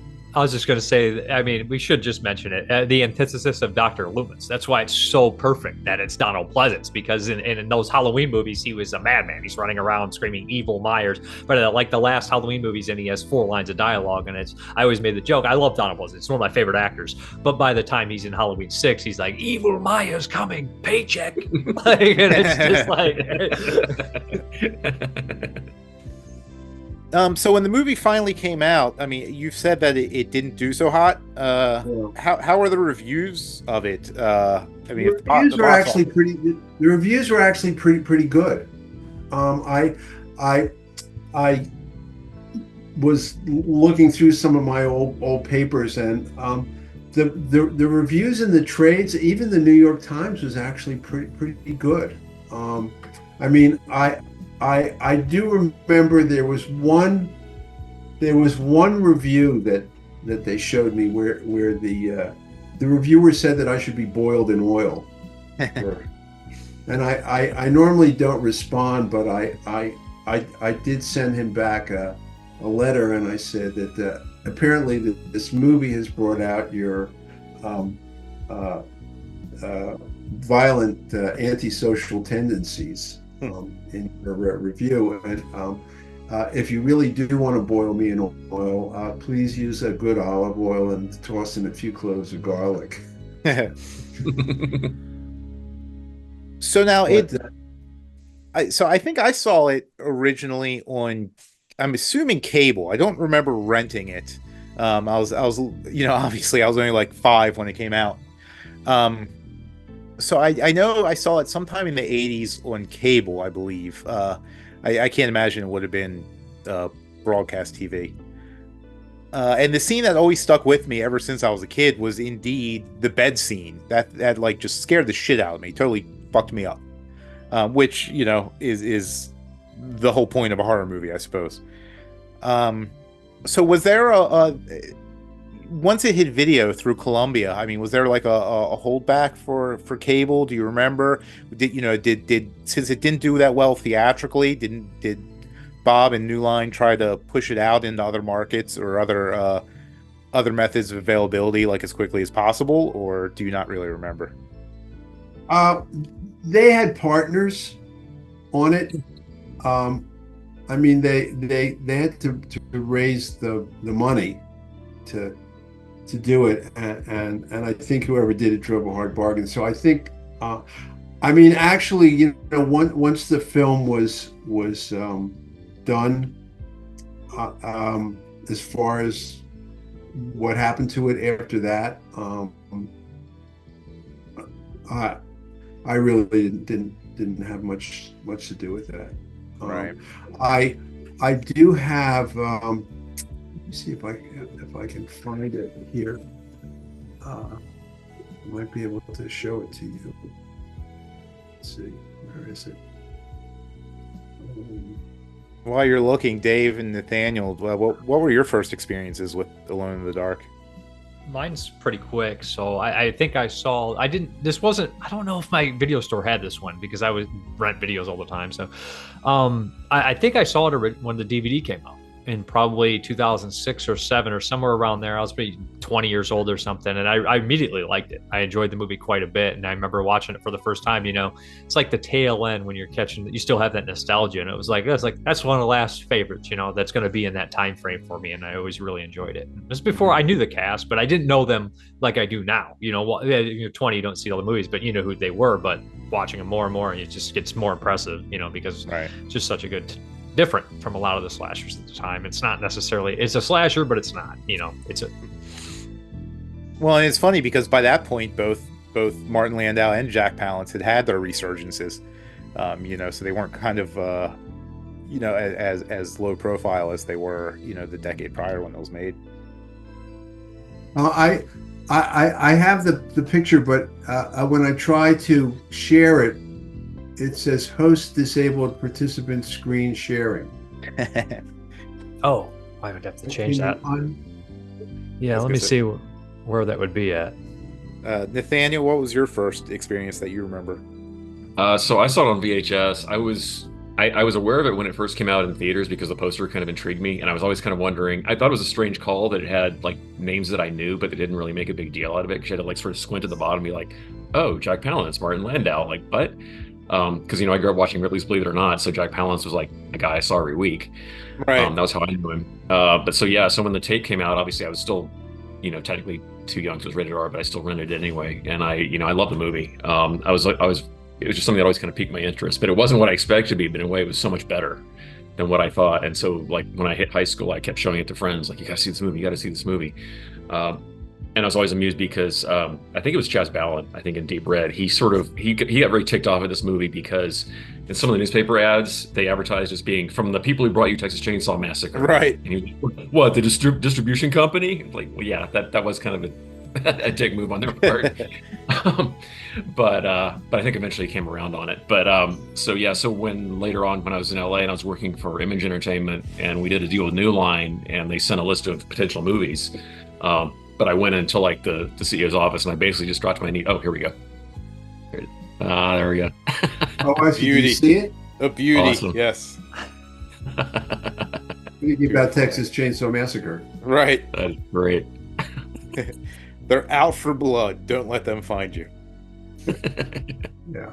So, yeah, that's fantastic. Yeah, I just figured I had a friend of mine who was a very good cameraman, and I said, "You got to take my pic. It's finally on 42nd Street, where it belongs." Yeah. So that was one of my goals was to see one of my movies. I mean, that was when 42nd Street was a tough place. Right. A friend of mine went to see it on 42nd Street, and he said, in the middle of the movie, some guy kind of went crazy who had like Rasta dreadlocks and stuff, and he started screaming and ranting, and the guards had to come and like drag him out. And as he was being dragged out, someone said, "Yo, get that dude a haircut." I actually went to see. Not sure. I think I went to see it at the theater that it was playing. And they were pretty rough plays, and I mean basically people were like talking. They would I don't know. One woman was like nursing her baby, and and nobody would pay any attention. And then when there was like a kill scene, everybody would sort of pay attention, and they would start talking back to the screen. And then as soon as it was over, they would go back to whatever shit they happened to be doing. I'm sure the bed scene must have been a hit on 42nd Street, though. He must have loved that. Yeah. So what I was saying was that at Image, though, we got this list from New Line of, it was mainly like art films that they were touting, but they were like, there were a few genre things I didn't like. Extra was in there, but Alone in the Dark was the one where I went in the CO's office and I was like, please, please, please, do this movie and let me produce it. I was begging because some of them they just want to just crank out the movie, just drop a DVD out, no extras, whatever. But there were a few that I cherry picked, and I was like, please, please, please, can we give some TLC to these movies? But Alone in the Dark was at the very top of the list. So the first thing I did was I got in touch with Jack, and I was like, can you do a commentary? Which we recorded, and I believe that was like during a period where we couldn't take credit as employees, so I think I had to use a pseudonym on that commentary, but it is me, if anybody's wondering. Yeah, I know on some of the featurettes I would credit you as Mikey T. Right, yeah, because Michael's my middle name, so I just like Mikey T, whatever. It's stupid, but I couldn't credit myself at the time, and luckily that commentary is still on the new Blu-ray, newish Blu-ray. And then I had to go to New York, so I got the Sick Fucks, and then I found Carol Levy, who plays Bunky. Did an interview with her. She's great. She still looks like a model. I mean, she's just gorgeous. Right. Still, she married very well. She's super wealthy. She has this incredible swanky penthouse apartment on the East Side. But she was great. It was great to catch up with her. She's also in Bradley Metzger's The Princess and the Call Girl, which was kind of his last feature film as well. So it was a real treat meeting her. But yeah, it's a movie that I love. It keeps sort of just like popping up, like every 10 years it has a resurgence. Like it'll kind of just disappear for a while and then just comes back again. So yeah, it makes me happy. Well, and I do feel like it's thankfully over the decades, especially now in the DVD era and the Blu-ray era, it has seemed to have at least gotten on more people's radar as kind of like this very atypical 80s horror movie. It was sold as a slasher at the time. And it's funny, I even included it on my, top 20 80s slasher list that I did a while back. But rewatching it, I'm like, how much of a slasher is it really? It's very atypical. And, like Jack said, he was really aiming to do something different than just your standard slasher movie. But it does have, maniacs on the loose killing people in it. So, and it does have those suspense scenes, not necessarily, the POV stalk scenes, but, do you get offended when you hear it referred to as a slasher movie, Jack? Or a little bit. I mean, I never thought. Some of it has to do with like what's the definition of a horror film? Like Elm Street 2 is a horror film. Nightmare on Elm Street is a horror film. I mean, that's about as there's this, a dead guy who comes back and kills people and all of that. And I don't think people call Elm Street a slasher film, but I mean, he does slash people. But with The Hidden, we said, well, it's a horror film, but it's not really. The Hidden's not really a horror film. It's a kind of a sci-fi thriller, what is the definition of a horror film? It's a genre film. They have a term they use in Europe, which is film fantastique, of that whole genre, horror, sci-fi, and it certainly fits into there. It's interesting that for someone who never aspired to be a horror film director, that's kind of what I'm best known for. People think about Elm Street 2, which gave me a career.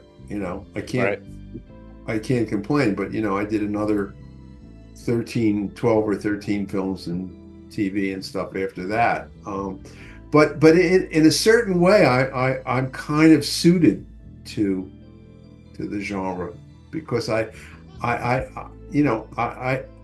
a kind of a skewed point of view, right, about the world, and I have an odd sense of humor. I mean, my wife still doesn't get my sense of humor.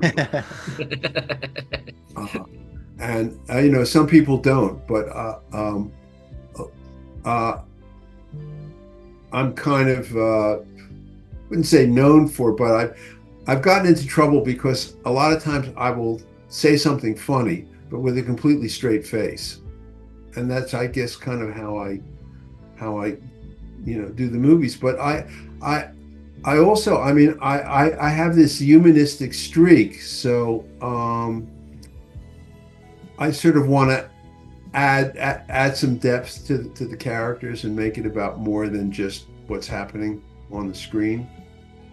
But with the genre, you can basically do anything. It's a little anarchical, which again, it kind of suits my personality. So maybe that's an interesting sort of combination of that I think in a way, Alone in the Dark is probably the purest expression of me that's on film. I mean, they're hidden to a certain extent, but again, that was Jim Cow's script, not mine. Those are my two favorites of yours. Yeah, it's great. Yeah.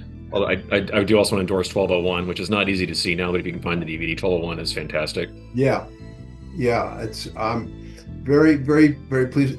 Again, it was a good script. I mean, looking back on my oeuvre, if I have a good, I was cursed with good taste. So if I have a good script, I can do a good job. If the script is not so good, I have to find a way to kind of believe in it, but it never works out quite as well. I mean, obviously, if you have a good script, you have a chance to make a good movie. And if you don't have a good script, you're never going to make a good movie. You can make a decent one. Has anybody seen Arachnid? I hope not. I have actually. Okay. I programmed that. So me and some buddies do a movie night pretty much every week, and we decided to do a spider night one night and did Arachnid, The Giant Spider Invasion, and Kingdom of the Spiders with William Shatner. Which was the worst? Well, let's just say I plead the fifth. I know. I mean, that film was so bad. It wasn't terrible. I mean, we didn't hate it, but it was our least favorite. I thought it was just. Honestly, I just thought it was so bad. Just like, I mean, first of all, I had a Steven Seagal movie that I was supposed to be doing. Fortunately, he wasn't the lead, and it's probably fortunate that it didn't happen, because he is the scariest person I think I've ever met. I mean, he is a true sociopath, and I've got stories about him but that film fell through, and I was sort of counting on it to get me through the year, and this thing had been bubbling around, and we were going to shoot it in Barcelona, so I was going to be 6 months in Barcelona, and they were paying me my fee and everything else, and everything was great except the script was stupid, and I thought, well, maybe I could make it a little better, and I really, it was just brain dead from the start. And so yeah, I think one of the things now I could be talking out my ass here because it's been a very long time since I watched it, but I seem to recall that, like, unlike a lot of the other movies that were coming out around the time that were just full of like CGI, like a lot of those Sci-Fi Channel sort of things, I seem to recall it was more like practical effects. Yeah, stuff, we didn't have the money for that. We had this older Spanish gentleman who was our special effects guy, and he was like old school, like mortician's wax and all this kind of stuff. And, he used to, we put the blood, we put the this, we put the that, and everything was like dopey, old school, stupid stuff. The spider was great. They spent the money on the spider. We hired Steve Johnson, who's a very, very good special effects guy. Right. And they built this incredible thing. They paid for me to fly from Barcelona to LA to work, look at him and work, and then they sent the thing over, and I said, you got to send some guys over to operate this thing. because it was, it was huge and very complicated. And so they sent two of their guys, one who could do all of the electronic stuff, and another guy, and they said, we need 6 professional puppeteers and a week to practice. So being Spain, they have this thing called pasar, which means to let it pass. And basically what it means is you say, we need 6 professional puppeteers. And they say, okay, we'll get them for you. And then they don't show up. And you say, well, where are the puppeteers? They say, oh, they're coming. But they never come. And the whole idea is that at some point you get the idea that they never will come. And you just accept the fact before you do ape shit. So we ended up with like 6 film students and no rehearsal time whatsoever. And it's like you have a giant alien spider, and how does it work? How does it behave? What does it do? Like 2 people on each leg, and somebody making it go up and down, and somebody making the mouth and the antennas move, and the first day that we shot, I think we got a total of like 3 shots in the entire day, and it was supposed to be angry, and so everybody just made everything move, and it looked like it was having a nervous breakdown. And evenly we learned, well, when it's it's got to be like still and just and all these different things. Yeah, by the end we had figured it out, but but it was just, I did my best, but I was so uninspired, and the whole look of the film, it was misconceived. And anyway, I had a great time in Barcelona. That's the important part. Yeah. Well, I was just telling Nathaniel the other day that actually me and a buddy, the same group of buddies, actually did the Wishmaster series a few years ago as well. And I was saying how your Wishmaster 2 was actually pretty surprising. Like, we actually had a really good time with it. Yeah, that's another one that, I have a real fondness for that film. It's a real kind of mashup of a whole bunch of different things, but I had a lot of fun making that, and I think it turned out really well. I think Andrew Deboff is fantastic. I love he's great in that role. Just the concept of Wishmaster in jail was hilarious to me. It was like genius. It's like, I will grant your wish in exchange for your soul and a pack of smokes. Yeah, that was that was one of those things where basically it was similar to Elm Street 2. Elm Street 2, New Line wanted a movie called Elm Street 2, and they didn't care about anything. I think it's kind of well known that they were not planning to bring back Robert Englund as Freddy, and what. When Wes quit and I got hired, with 6 weeks before the production started, I said, well, is he coming back to do Freddy? And they said, no, his agent's asking for more money, and we don't like the fact that he's asking for more money. How dare he? And I said, well, I think he's really good in the role. I think you should bring him back. And they said, no. Well, we're still talking to his agent, and then finally they managed to work it out. And thinking back on it, I thought, they were probably just trying to play hardball, that they were going to bring him back all along. Right. And they just wanted everybody to think that there was no way that he was going to do it. But I was out in LA last year, and I had lunch with Sarah Risher, who was head of production at the time, and I asked her if they were bluffing, And she said, no, we just felt we could just hire any old person and put them in the makeup and they'd be Freddy. So And since been proven you cannot do. So Right. Yeah. well, I mean, what they realized was once we started testing Elm Street 2, and particularly when it went in the theaters, they realized that the franchise was all about Freddy. That every time he was on the screen, and then, I mean, interestingly enough, as 2 for a long time was sort of considered the illegitimate stepchild of the first, because it broke the rules, and of course we didn't think there were rules, but in a way, because Wes's big objection to the script, which he had nothing to do with, I think, was that Freddy comes out in the real world as opposed to when you're dreaming. Right. And after that, New Line said, no, he can only be.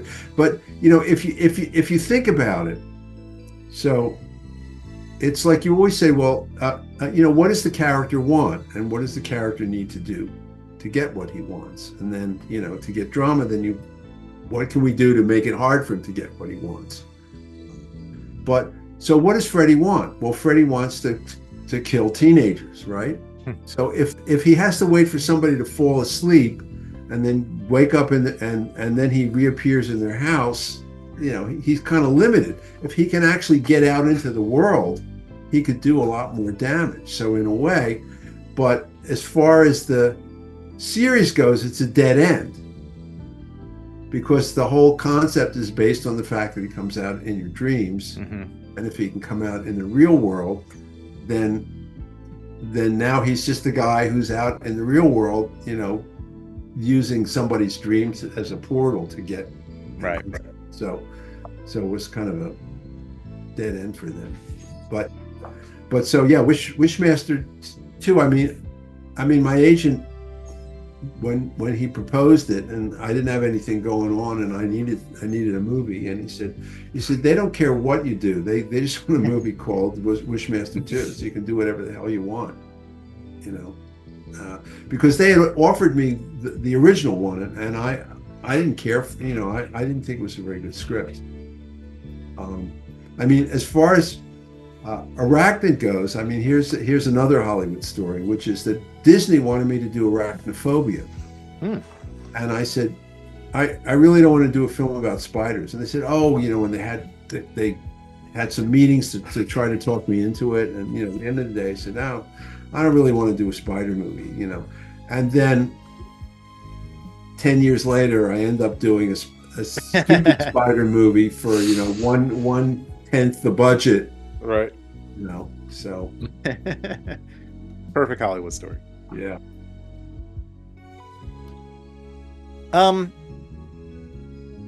So yeah, I don't know. I don't have any more notes with anything. Do you guys have anything else you want to ask?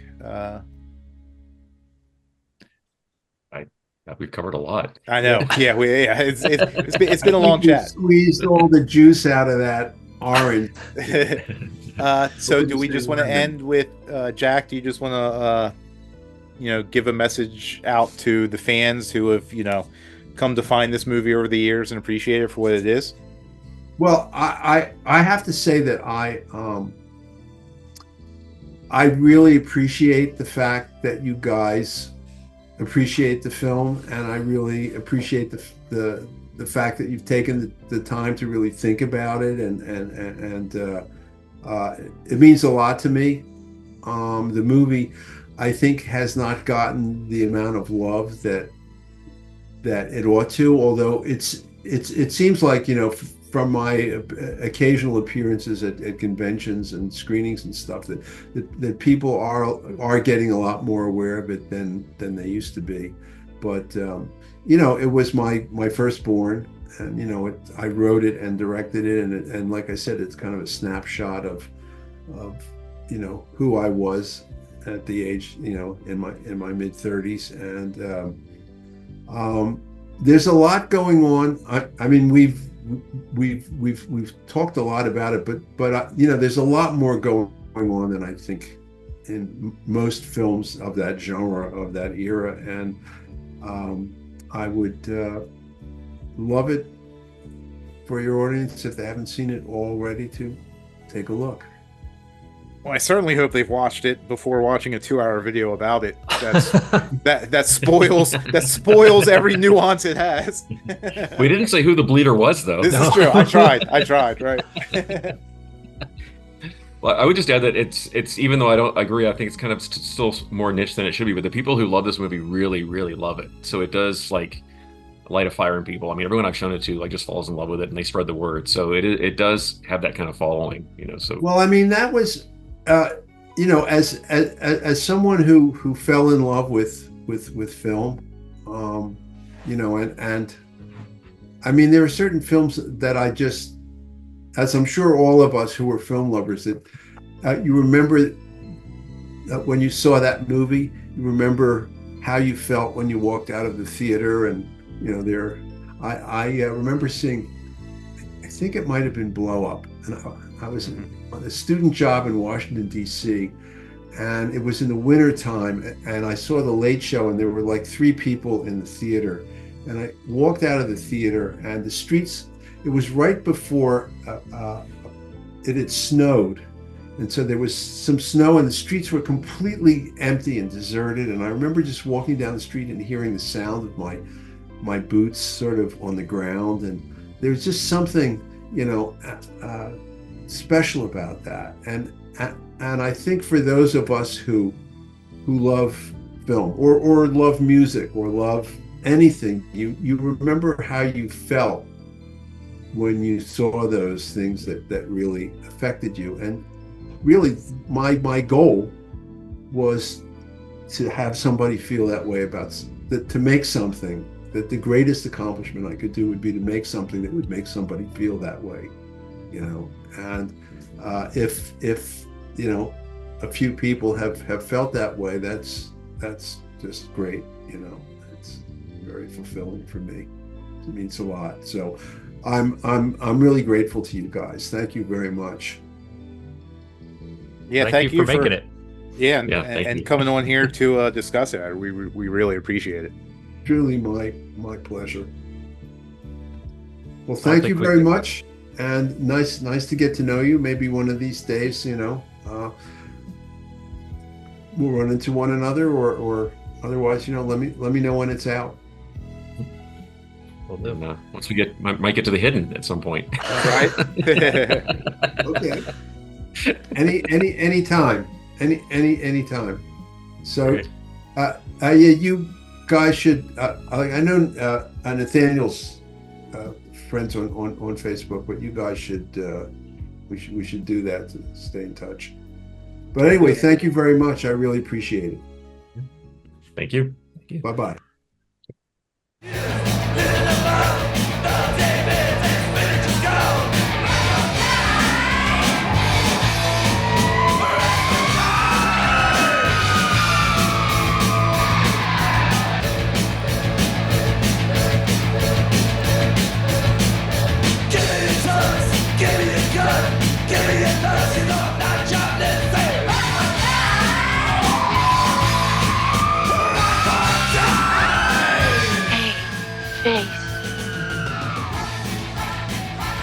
You was your Tuesday night.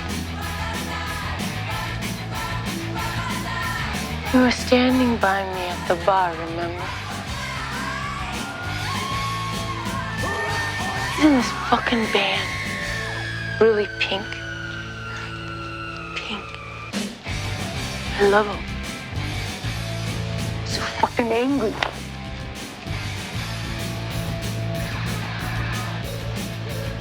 Hey. Faith.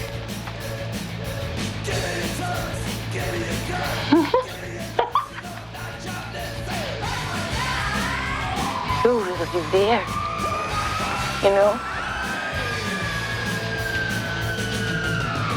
You're really there.